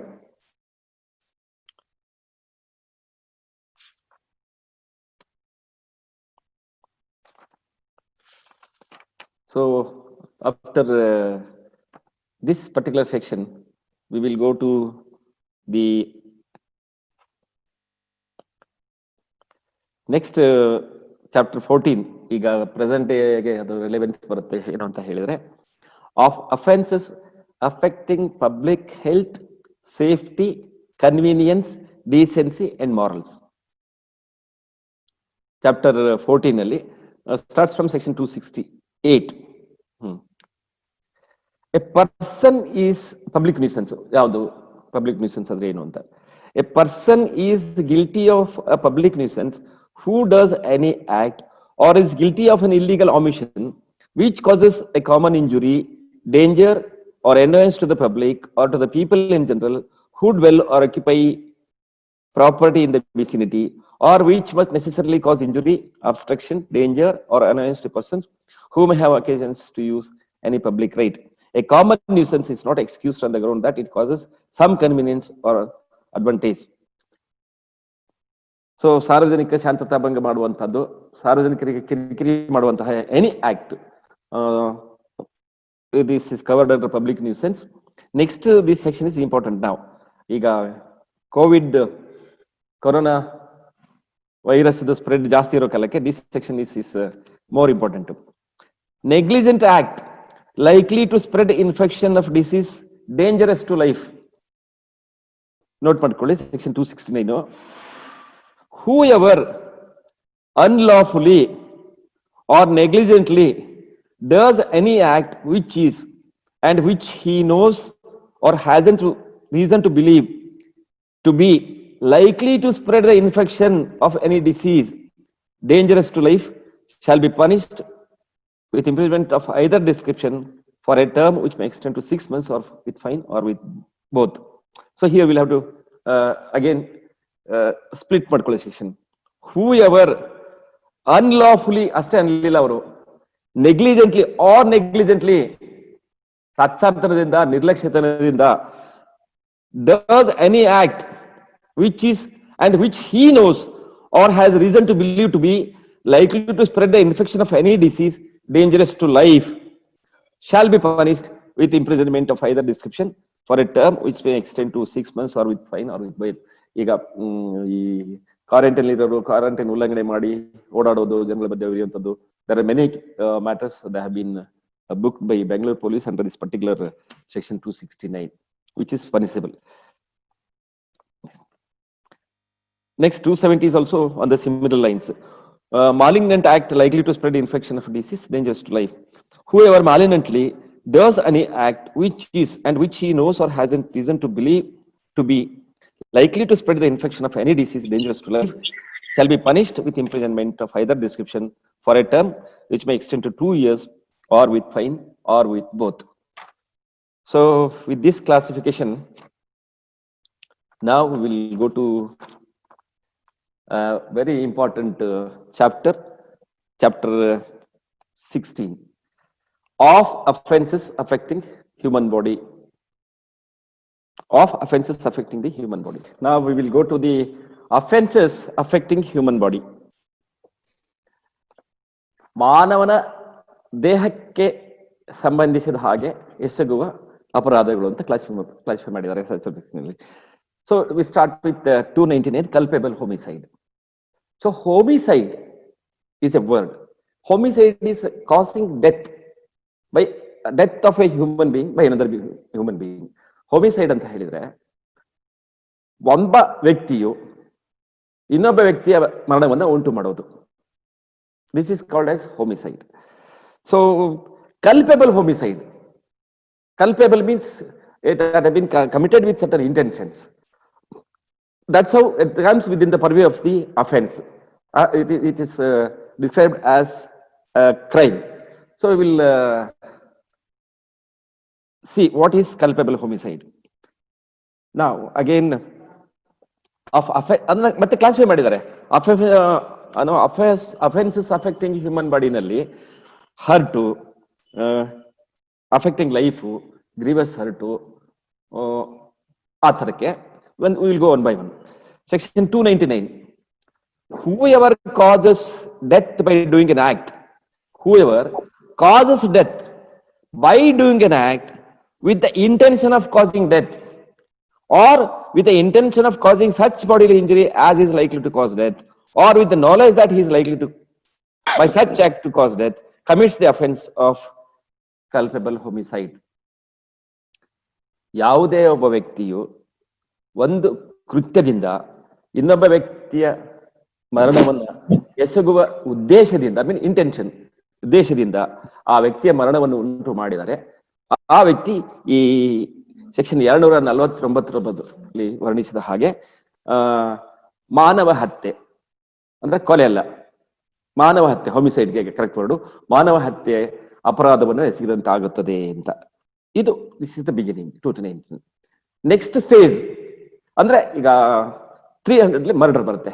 ಏನು ಅಂದ್ರೆ murder ಅಲ್ಲಿ all murders are culpable homicides. All murders are culpable homicides, but all culpable homicides are not murders. All culpable homicides are not murders because ನಾನು ಈ ಹಿಂದೆ ಹೇಳಿದ ಹಾಗೆ, exception ಹೇಳಿದ ಹಾಗೆ, ಮತ್ತೆ ಸೆಕ್ಷನ್ 300 ಅಲ್ಲಿ ಒಂದು ಲಾಂಗ್ ಲಿಸ್ಟ್ ಆಫ್ ಎಕ್ಸೆಪ್ಷನ್ಸ್ ಕೊಟ್ಟಿದ್ದಾರೆ. ಅಪವಾದಗಳನ್ನ ಅದನ್ನ ಮಾನವ ಹತ್ಯೆ ಪರಿದಿಂದ ಆಚೆ ಇಟ್ಟಿದ್ದಾರೆ. So they have been excluded from the purview of section 300. ಅದೇನು ಅಂತ ಈಗ ನೋಡೋಣ. 300. Except in the cases hereinafter expected, culpable homicide is murder if the act by which death is caused is done with the intention of causing death, or if it is done with the intention of causing such bodily injury as the offender knows to be likely to cause death of the person to whom the harm is caused, or if it is done with the intention of causing bodily injury to any person and the bodily injury intended to be inflicted is sufficient in the ordinary course of nature to cause death, and if the person committing the act knows that it is so imminently dangerous that it must in all probability cause death or such body injury as is likely to cause death, and commit such an act without any excuse for incurring the risk of causing death or such injury as aforesaid. So ಯಾವನೇ ಒಬ್ಬ ವ್ಯಕ್ತಿಯು ಮರಣವನ್ನು, ಮಾನವ ಹತ್ಯೆಯನ್ನು ಮಾಡುವಂತಹ ನಿರ್ದಿಷ್ಟ ಉದ್ದೇಶದೊಂದಿಗೆ, ಒಂದು ಡಿಫರೆನ್ಸ್ ಏನು ಅಂತ ಹೇಳಿದ್ರೆ, ಕಲ್ಪಬಲ್ ಹೋಮಿಸೈಡ್ ಕೂಡ ಉದ್ದೇಶ ಇತ್ತು, ಇದರಲ್ಲೂ ಕೂಡ ಉದ್ದೇಶ ಇದೆ. But the difference between culpable homicide and murder is knowledge. ಅಂದ್ರೆ ಇಂತಹ ಒಂದು ಅಪರಾಧದಿಂದ ಇವನಿಗೆ ಸಾವು ಸಂಭವಿಸುವಂತಹ ಸಾಧ್ಯತೆ ಇದೆ, ಸತ್ತೇ ಹೋಗ್ತಾರೆ ಅಂತ ತಿಳುವಳಿಕೆಯಿಂದ ನೀವು ಅದನ್ನು ಮಾಡಿದ್ರೆ ದಟ್ ಆವಾಗ ಇದು ಕಲ್ಪಬಲ್ ಹೋಮಿಸೈಡ್ ವ್ಯಾಪ್ತಿಯನ್ನು ದಾಟ್ಕೊಂಡು ಈ ಮರ್ಡರ್ ವ್ಯಾಪ್ತಿಯೊಳಗೆ ಬಂದ್ಬಿಡುತ್ತೆ ಅದು. So the knowledge is a basic element in this. ಅದನ್ನ ಹೇಳ್ತಾರೆ ನಿಮ್ಗೆ ಹೇಳಿದಂಗೆ,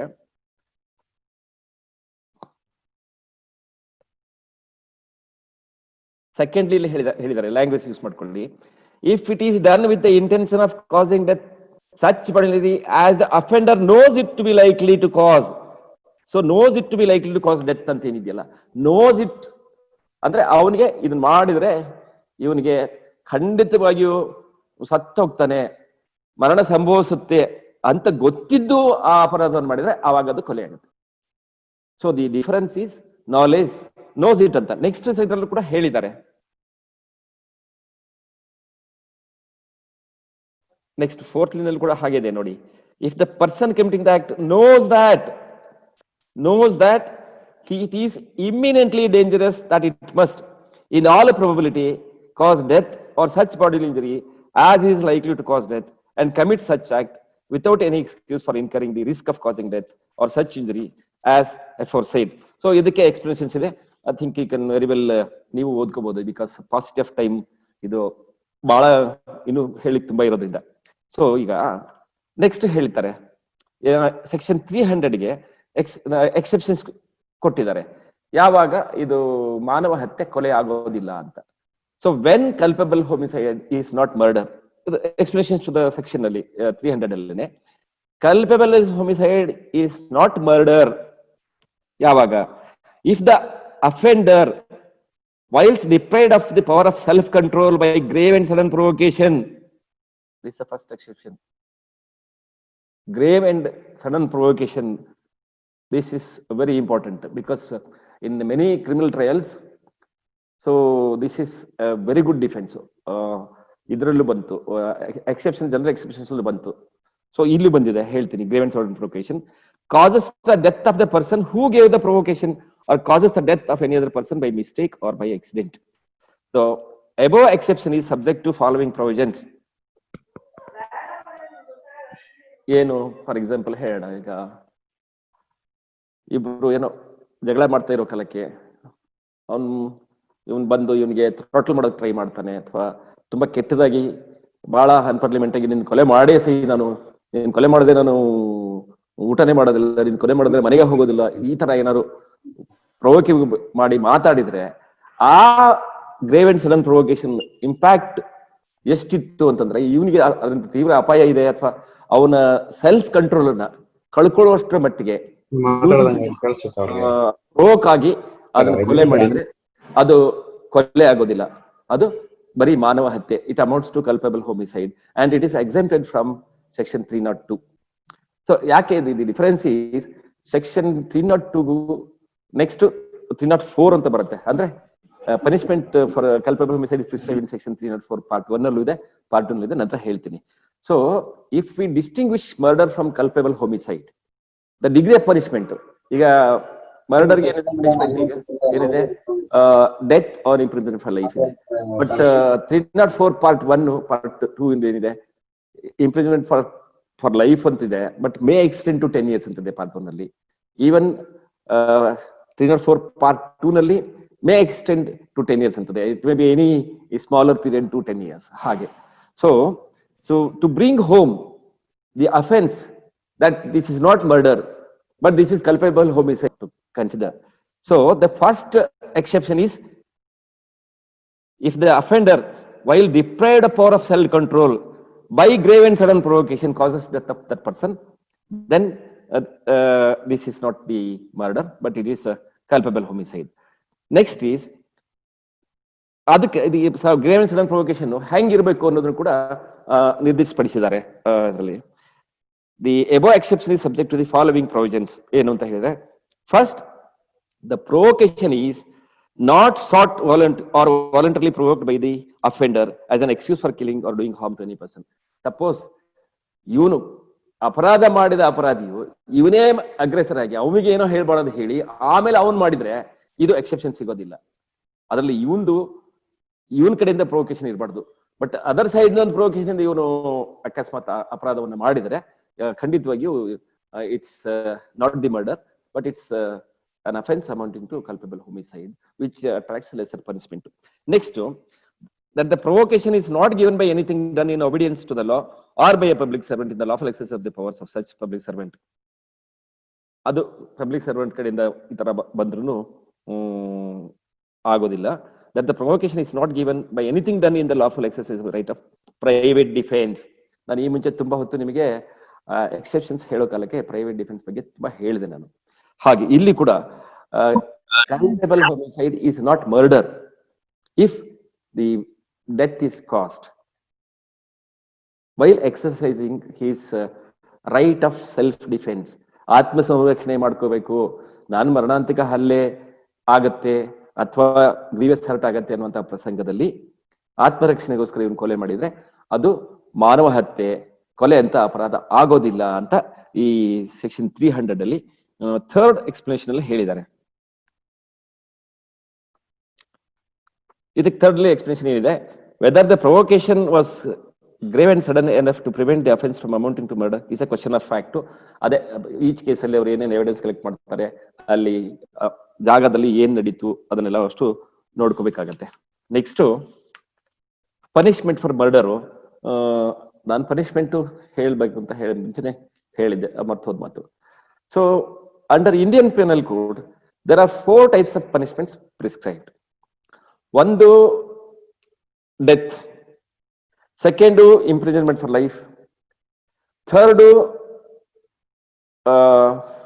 ಫೈನ್, ಅಲ್ಲ ಇಂಪ್ರಿಸನ್ಮೆಂಟ್ ಫಾರ್ ಲೈಫ್ ಆದ್ಮೇಲೆ for different offences imprisonment for different periods, then fine. ಇನ್ನೂ ಒಂದಿತ್ತು ಬ್ರಿಟಿಷ್ ಪೀರಿಯಡ್ ಅಲ್ಲಿ, ಫೋರ್ಫೀಚರ್ ಆಫ್ ಪ್ರಾಪರ್ಟಿ ಅಂತ ಇತ್ತು. Subsequently after independence that has been deleted from the section. So ಈಗ ಕೊಲೆಗೆ ಏನು ಶಿಕ್ಷೆ, ಸೆಕ್ಷನ್ 302ಗೆ ಅಂತ ಕೇಳಿದ್ರೆ, commits murder shall be punished with death or imprisonment life and shall also be liable to fine. ಅಂದ್ರೆ ಮರಣದಂಡನೆ ಅಥವಾ ಜೀವಾವಧಿ ಶಿಕ್ಷೆ ಮತ್ತು ದಂಡ ಅಗದಿ ಕಂಪಲ್ಸರಿ ಆಗಿ, ಬರೀ ಜೀವಾವಧಿ ಶಿಕ್ಷೆ ಹಾಕಿದೆ ಅಂತ ಆಗೋದಿಲ್ಲ. But fine also is mandatory, that is to be imported, that is to be imposed on the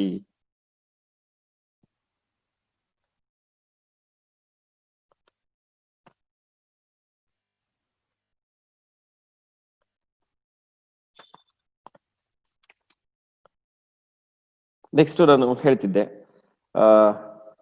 ಕೊಲೆಯನ್ನ ಜೀವಾವಧಿ ಶಿಕ್ಷೆಗಳಾದ ಆದವನು ಮಾಡಿದ್ರೆ ಅವನಿಗೆ ಮರಣದಂಡನೆ ಬಿಟ್ಟು ಬೇರೆ ಶಿಕ್ಷೆ ಕೊಡಕ್ ಬರೋದಿಲ್ಲ ಅನ್ನೋದನ್ನ ನೆಕ್ಸ್ಟ್ ಸೆಕ್ಷನ್ 303 ಇಟ್ ಪ್ರಿಸ್ಕ್ರೈಬ್ಸ್. 303 ಕೆಳಗಡೆಗೆ, whoever being under the sentence of imprisonment life commits murder shall be punished with death. ಈಗ next coming to the important part, ನಾನು ಈ ಹಿಂದೆ ಸ್ವಲ್ಪ ಹೊತ್ತು ಮುಂಚೆ ಹೇಳಿದೆ, ಸೆಕ್ಷನ್ 304 ಪಾರ್ಟ್ 1 ಅಂಡ್ ಪಾರ್ಟ್ 2 ಬರುತ್ತೆ. Punishment for culpable homicide not amounting to murder. Whoever commits culpable homicide not amounting to murder shall be punished with imprisonment for life or imprisonment of either description for a term which may extend to 10 years and shall also be liable to fine if the act by which death is caused is done with the intention of causing death or of causing such bodily injury as is likely to cause death. This life imprisonment in many majority of the cases, as the practice goes in Indian courts, when the offense is treated as one, not one under 302 but one under 304, usually the term of punishment will be around 10 years. The next part 2 is, it may extend to any period lesser than 10 years that I'm going to read, or with imprisonment of either description for a term which may extend to 10 years, or with fine, or with both. So in the second part, if the act is done with the knowledge that it is likely to cause death, but without any intention of causing death, or to cause such bodily injury as is likely to cause death. So here, the word intention may kindly be marked.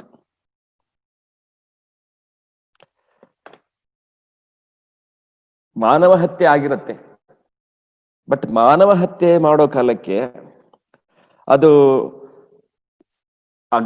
ಅಪರಾಧವು ಏನೋ ಅವನು ಖಂಡಿತವಾಗಿಯೂ ಅವನು ಸಾಯ್ತಾನೆ ಅಂತ ಗೊತ್ತಿರುವಂತಹ ಕೃತ್ಯವನ್ನು ಇವ್ರು ಅಪರಾಧಿ ಮಾಡಿದ್ರು ಕೂಡ, ಬಟ್ ಕೊಲೆ ಮಾಡ್ಬೇಕು ಅನ್ನೋ ಉದ್ದೇಶ ಇರ್ಲಿಲ್ಲ ಅಂತ ಹೇಳಿದ್ರೆ, ಅಥವಾ ಸಾಯಿಸ್ಬೇಕು ಅನ್ನೋ ಉದ್ದೇಶ ಇರ್ಲಿಲ್ಲ ಅಂತಂದ್ರೆ, lesser form punishment is prescribed under section 304 part 2. So it may extend to anything, or even it prescribes even sentence is not mandatory. It can very well be or fine antide or both antide. It all depends on the gravity of the offense and the evidence available and how the things have taken place. Now, next important section is section 304B, where death of a woman, it's this is termed as dowry death anta, where the death of a woman is caused by any burns or bodily injury or occurs otherwise than under normal circumstances within 7 years of her marriage, and it is shown that soon before her death she was subjected to cruelty or harassment by her husband or any relative of her husband for or in connection with any demand for dowry, such death shall be called dowry death, and such husband or relative shall be deemed to have caused her death. So for the purpose of this section, dowry means as defined in section 2 of Dowry Prohibition Act, and the next one is the punishment prescribed. Whoever commits dowry death shall be punished with imprisonment for a term which shall not be less than 7 years, but which may extend to imprisonment for life. Now we will see the ingredients. That there is a death of a woman. Death of a woman is either by burns or bodily injury, or the death occurs otherwise in normal circumstances. ಅಂದ್ರೆ ಸಂಶಯಾಸ್ಪದವಾದಂತಹ ಸಾವಾಗಿದ್ರೆ ಯಾವಾಗ within 7 years of her marriage, and it is shown that soon before her death she was subjected to cruelty. So ಬರೀ ಇಷ್ಟು ಮಾಡಿದ್ರೆ ಸಾಲದು, but it is prosecution which has to prove soon before her death, ಅಂದ್ರೆ approximate short period ಅಲ್ಲಿ, immediately before her death she has been subjected to cruelty with respect to demand of dowry. Then the offenders, her husband and her relatives, are liable to be punished, which may sentence will prescribes imprisonment for life, but not less than 7 years. That's a mandatory period. 7 ವರ್ಷಕ್ಕಿಂತ ಕಡಿಮೆ ಇರಬಾರ್ದು, ಜೀವಾವಧಿವರೆಗೂ ಶಿಕ್ಷೆ ವಿಧಿಸಬಹುದು ಅಂತ. So ನಾವು ಬಹಳ common ಆಗಿರೋದು ಈಗ 306 abetment to suicide.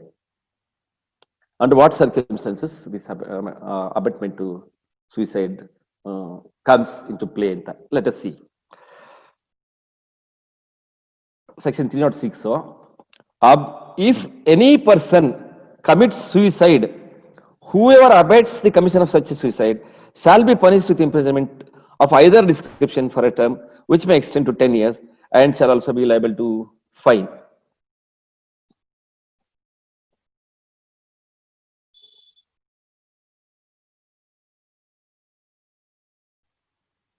So ಇದರಲ್ಲಿ ಎರಡು, ಒಂದು there is a suicide, ಎರಡು something has driven, an abetment has driven the deceased to commit suicide.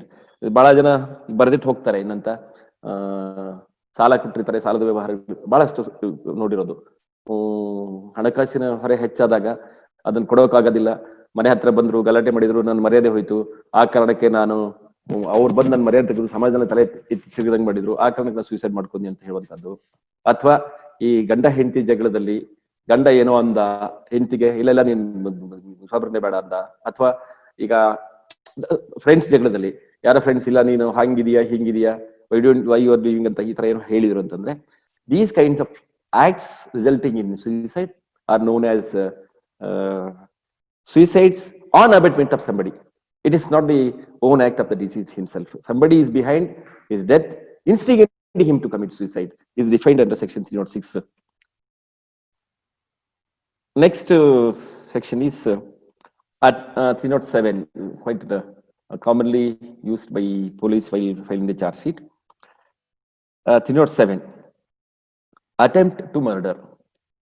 Whoever does any act with such intention or knowledge and under such circumstances that if he by that act caused death would be guilty of murder shall be punished with imprisonment of either description for a term which may extend to 10 years and shall also be liable to fine. And if hurt is caused to any person by such act, the offender shall be liable either to imprisonment for life or to such attempt by life convicts. When any person offending under this section is under sentence of imprisonment for life, he may, if hurt is caused, be punished with death. ಈಗ 302ಕ್ಕೂ 307ಗೂ ಒಂದೇ difference ಅಂದ್ರೆ ಇಲ್ಲಿ ಸರ್ವವಾಗಿರ್ತಾನೆ, ಸತ್ತಿರೋದಿಲ್ಲ ಅನ್ನುವಂಥದ್ದು ಒಂದು. ಎರಡನೇದು, in recent development of law ಏನಿದ್ರೆ, intention to commit attempt on one's life itself is enough to attract the punishment of accused under this section ಅಂತ tomorrow judgments ಅಲ್ಲಿ ಹೋಲ್ಡ್ ಮಾಡಿದ್ದಾರೆ. ಸೊ ನೆಕ್ಸ್ಟ್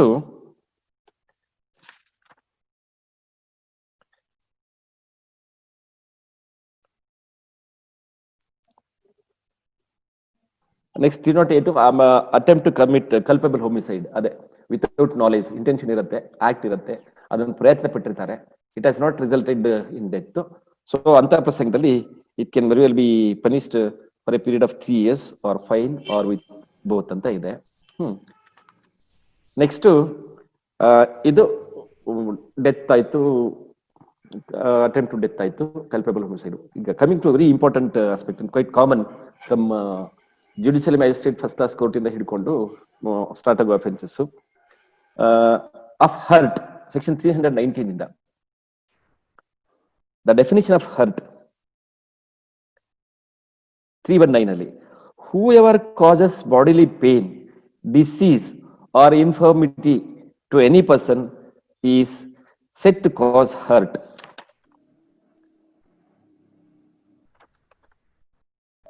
ನೋವು ಪಡಿಸೋದು ದೈಹಿಕವಾಗಿ ಅಥವಾ ಒಂದು ಕಾಯಿಲೆಯಿಂದ ಅಥವಾ ಅಸ್ವಸ್ಥತೆ ಆಗುವ ಮಾಡಿದ್ರೆ ಅವ್ರಿಗೆ ಅದು ನೋವು ಮಾಡಿದ ಹಾಗೆ. ಸಿಂಪಲ್ ವರ್ಡ್, ಸಿಂಪಲ್ ಹರ್ಟ್, ಬಹಳ ಶಾರ್ಟ್ ಡೆಫಿನಿಷನ್.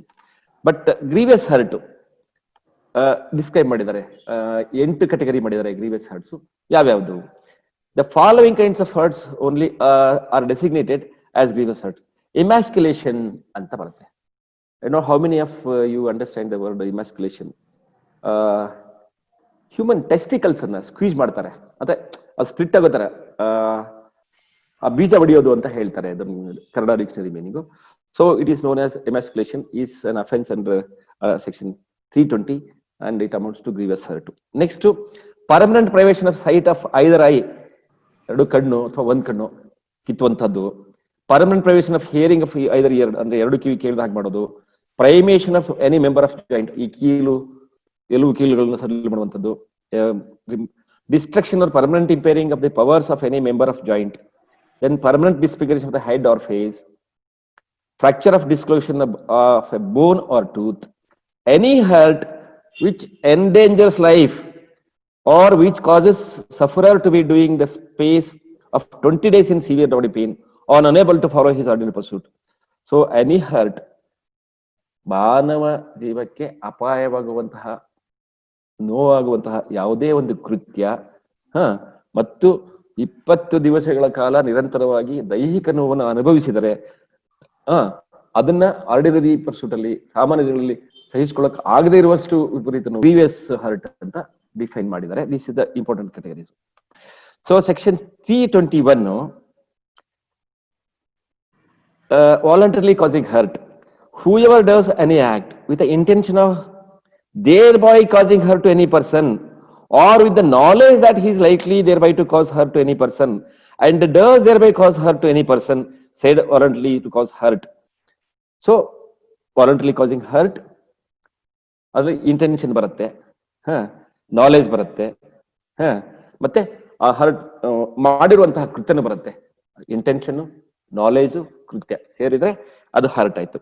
ಈಗ ಫ್ಯೂವರ್ ಕಾಲ, ಈಗ ಮೇಲೆ ಹೇಳಿದ 8 ಪ್ರಸಂಗ ಏನಿದಾವಲ್ಲ ಗ್ರೀವಿಯಸ್ ಹರ್ಟ್ ಅಂತ ಹೇಳಿದ್ನಲ್ಲ, ಅದಕ್ಕೂ ಹೇಳ್ತಾರೆ whoever voluntarily causes hurt if the hurt he intends to cause or knows. Intends ಅಂದ್ರೆ ಇಂಟೆನ್ಷನ್, ನೋಸ್ ಅಂದ್ರೆ knowledge, or knows himself to be likely to cause his grievous hurt, and if the hurt which he causes his grievous hurt is said voluntarily to cause grievous hurt. A person is not said voluntarily to cause grievous hurt except when he both causes grievous hurt and intends or knows himself to be likely to cause grievous hurt. But he is said voluntarily to cause grievous hurt if intending or knowledge himself to be likely to cause grievous hurt of one kind, he actually causes grievous hurt of another kind.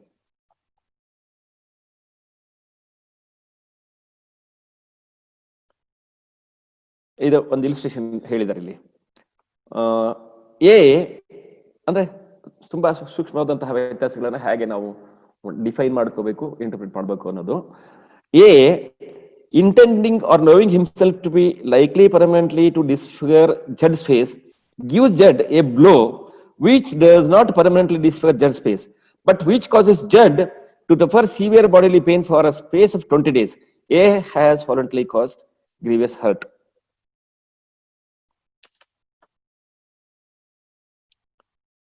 So now another important section of day-to-day practice is 323 is punishment for causing simple hurt. May say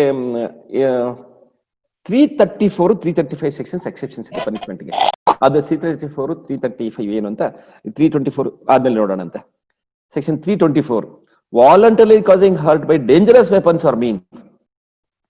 Whoever, except in cases provided by Section 334, voluntarily causes hurt by means of any instrument for shooting, stabbing, or cutting, or any instrument which is used as a weapon of offense is likely to cause death, or by means of fire, or any heated substances, or by means of any poison, or any corrosive substance, or by means of any explosive substance, or by means of any substance which is deleterious to the human body to inhale, to swallow, or to receive into blood, or by means of any animal, shall be punished with imprisonment of either description for a term which may extend to 3 years, or with fine, or with both.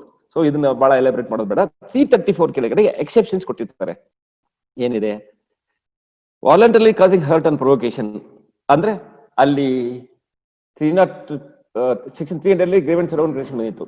ಇಲ್ಲಿ ಕೂಡ ಅದನ್ನ 324 ಅನ್ನ ಅಪರಾಧಿಕ ವ್ಯಾಪ್ತಿಯಿಂದ ಆಚೆ ಇಡ್ಬೇಕು ಅಂತ ಹೇಳಿ 334 ಮಾಡಿದ್ದಾರೆ. ಏನು 334 has to be read conjointly with 324 ಏನ್ ಹೇಳುತ್ತೆ ನೋಡೋಣ. Voluntarily causing hurt on provocation, section 334. Whoever voluntarily causes hurt on a grave and sudden provocation, if he neither intends or knows himself to be likely to cause hurt to any person other than the person who gave the provocation, shall be punished with imprisonment of either description for a term which may extend to 1 month, or with fine which may extend to 500 rupees. So ಇದರಲ್ಲಿ this is there is an exemption. 324 ಅಲ್ಲಿ 3 years ಕೊಡಬೇಕು. But provocation ಇಂದಾಗಿ section 324 ಕೆಳಗಡೆಗೆ ಅಪರಾಧ ಎಸಗಿದ್ರೆ ಶಿಕ್ಷೆ ಕನಿಷ್ಠ ಕಮ್ಮಿ ಆಗುತ್ತೆ. Next, punishment for voluntary causing grievous hurt. ಈಗ ಸೆಕ್ಷನ್ 320 ಕೆಳಗಡೆ ಏನೇನು ಗ್ರೀವಿಯಸ್ ಹರ್ಟ್ ಆಗಿದ್ವು ಅಂತ ಹೇಳಿದ್ದಾರೆ. 322ಗಳಿಗೆ ವಾಲಂಟರಿ ಕಾಸಿಂಗ್ ಗ್ರೀವಿಯಸ್ ಅಂತ ಹೇಳಿದ್ದಾರೆ. 325 ನಲ್ಲಿ ಸಬ್ಜೆಕ್ಟ್ ಟು ಎಕ್ಸೆಪ್ಷನ್ಸ್ 335 ಇದನ್ನ 325 ಜೊತೆಗೆ ಓದಬೇಕು. 335 ಓದಿ ಫಸ್ಟ್ ಏನು ನೋಡೋಣ. Whoever voluntarily causes grievous hurt on a grave and sudden provocation, if he neither intends or knows himself to be likely to cause grievous hurt to any person other than the person who gave the provocation, shall be punished with imprisonment of either description for a term which may extend to 4 years, or with fine, or which may extend to 2,000 rupees, or with both. The last two sections are subject to the same proviso as section 1 to section 300. Same ನಾನು ಹೇಳಿದ್ದೆ grave and sudden provocation ಇದ್ದ ಕಾಲದಲ್ಲಿ. 326 very important. Voluntarily causing grievous hurt by dangerous weapons of or means. Dangerous weapons ಏನು ಅಂತ ಹೇಳಿದ್ದಾರೆ. ಏನಂತ? Instrument of shooting, stabbing, cutting, or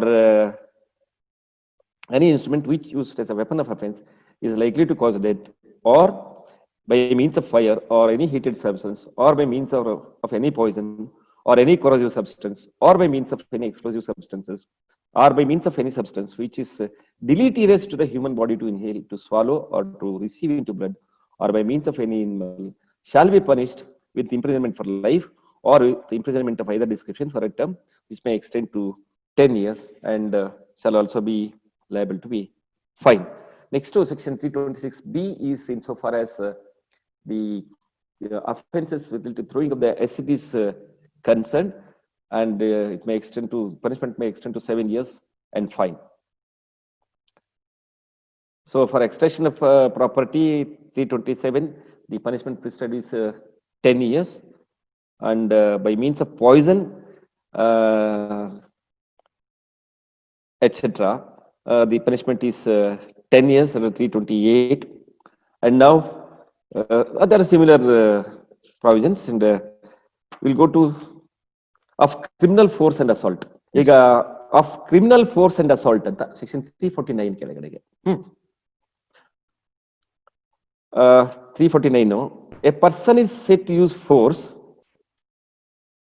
to another if he causes motion, change of motion, or cessation of motion to that other, or if he causes to any substance such motion, or change of motion, or cessation of motion as brings that substance into contact with any part of that other's body, or with anything which that other is wearing or carrying, or with anything so situated that such contact affects the other sense of feeling, provided that the person causing the motion or change of motion or cessation of motion causes that motion, change of motion, or cessation of motion in one of the three ways hereinafter described.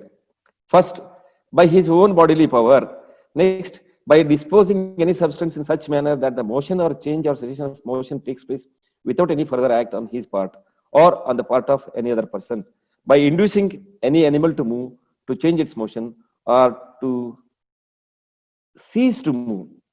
So, next session is whoever intentionally uses force to any person without that person's consent in order to committing of any offense or intending by use of such force to cause or knowing it to be likely that by such use of such force he will cause injury, fear or annoyance to that person to whom the force is used is said to use criminal force to that other.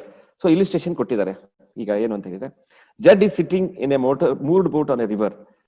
A unfastens the moorings and thus intentionally causes the boat to drift down to the stream. Here A intentionally causes motion to Jud, and he does this by disposing substance in such manner that the motion is produced without any other act on any person's part. A has therefore intentionally used force to Jud, and if he has done so without Jud's consent, in order to the committing of any offense or intending or knowing it to be likely that this use of force will cause injury, fear or annoyance, A has used criminal force to Jud. ಇದು ಬಲಪ್ರಯೋಗ, use of force. ಯಾವುದೇ ಒಂದು ವಸ್ತುವನ್ನು move ಮಾಡುವಂಥದ್ದು, ಸ್ವಂತ ಬಲ ಪ್ರಯೋಗ ಮಾಡುವಂಥದ್ದು, ಯಾವುದೇ ಒಂದು ಆಬ್ಜೆಕ್ಟ್ ಪರ್ಟಿಕ್ಯುಲರ್ ಮೂವ್ ಮಾಡಿ ಇನ್ನೊಬ್ಬರಿಗೆ ಹರ್ಟ್ ಮಾಡುವಂಥದ್ದು, ಅಂತ ಪ್ರಸಂಗಗಳಲ್ಲಿ ಬಲ ಪ್ರಯೋಗ ಮಾಡಿದರೆ ಅದು ಈ ಸೆಕ್ಷನ್ 349 ಕೆಳಗಡೆಗೆ ಬಲ ಪ್ರಯೋಗ ಆಗುತ್ತೆ. ಅದರಲ್ಲಿ ಸುಮಾರಷ್ಟು ಇಲಿಸ್ಟ್ರೇಷನ್ಸ್ ಕೊಟ್ಟಿದ್ದಾರೆ. ನೆಕ್ಸ್ಟ್ ಅಸಾಲ್ಟ್ ಅಂದ್ರೆ ಏನು ಅಂತ 351 ಅಲ್ಲಿ ಹೇಳಿದ್ದಾರೆ. Whoever makes any gesture or any preparation intending or knowing it to be likely that such gesture or preparation will cause any person present to offend that he who makes that gesture or preparation is about to use criminal force to that person is said to commit assault. Mere words do not amount to an assault, but the words which a person uses may give his gestures or preparation such a meaning as make those gestures or preparations amount to an insult. So here we will conclude the, in fact, I had a maximum number of instances to be quoted with judgments also. But IPC 511 ಸೆಕ್ಷನ್ಗಳನ್ನ split ಮಾಡಿ ತಿಳಿಯೋ ಹಾಗೆ ಹೇಳೋದು ಸ್ವಲ್ಪ ಕಷ್ಟದ ಕೆಲಸ. ಒಂದು ಬಹಳಷ್ಟು ಜಜ್ಮೆಂಟ್ಸ್ಗಳಿದೆ, ನಿಮಗೆ ಸಾವಿರ ಜಜ್ಮೆಂಟ್ ಸಿಗುತ್ತೆ ಆನ್ ಈಚ್ ಸೆಕ್ಷನ್. ಈಗ 302 ಟು ಡಿಫರೆನ್ಸಿಯೇಟ್ ಏನು culpable homicide not amount to murder ಅಂತ ಹೇಳುವಂತದ್ದಾಗ್ಲಿ. ನೆಕ್ಸ್ಟ್ ನಿಮ್ಮ ಎಕ್ಸಾಮ್ ಪಾಯಿಂಟ್ ಆಫ್ ವ್ಯೂ ಇಂದ ನೀವು ಓದೋ ಕಾಲಕ್ಕೆ IPC ನ ಹ್ಯಾಂಗ್ ಓದ್ಬೇಕು ಅಂದ್ರೆ ನೀವು ಪ್ರತಿ ಸೆಕ್ಷನ್ ಅನ್ನ ಸ್ಪ್ಲಿಟ್ ಮಾಡಬೇಕು. ನಾನು ಹೇಳಿದಲ್ಲ, any person committing A particular act with an intention, with a knowledge, ಆಮೇಲೆ ಆ ಪರ್ಟಿಕ್ಯುಲರ್ ಆಕ್ಟ್ ಅನ್ನ ಡಿಫೈನ್ ಮಾಡ್ತಾ ಹೋಗ್ತಾರೆ. ಸೊ ಹಾಗಾಗಿ ವೆನೆವರ್ ನೀವು even while you are practising, ಒಂದು ಆರೋಪಿ ಪರವಾಗಿ ನೀವು ಹಾಜರಾಗಿ ಟ್ರಯಲ್ ಮಾಡೋ ಕಾಲಕ್ಕೂ whether it really constitutes an offence ಅನ್ನೋದನ್ನ ನೀವು ಸ್ಪ್ಲಿಟ್ ಮಾಡ್ಕೊಂಡೇನೆ ನೀವು will have to understand that is the repercussion.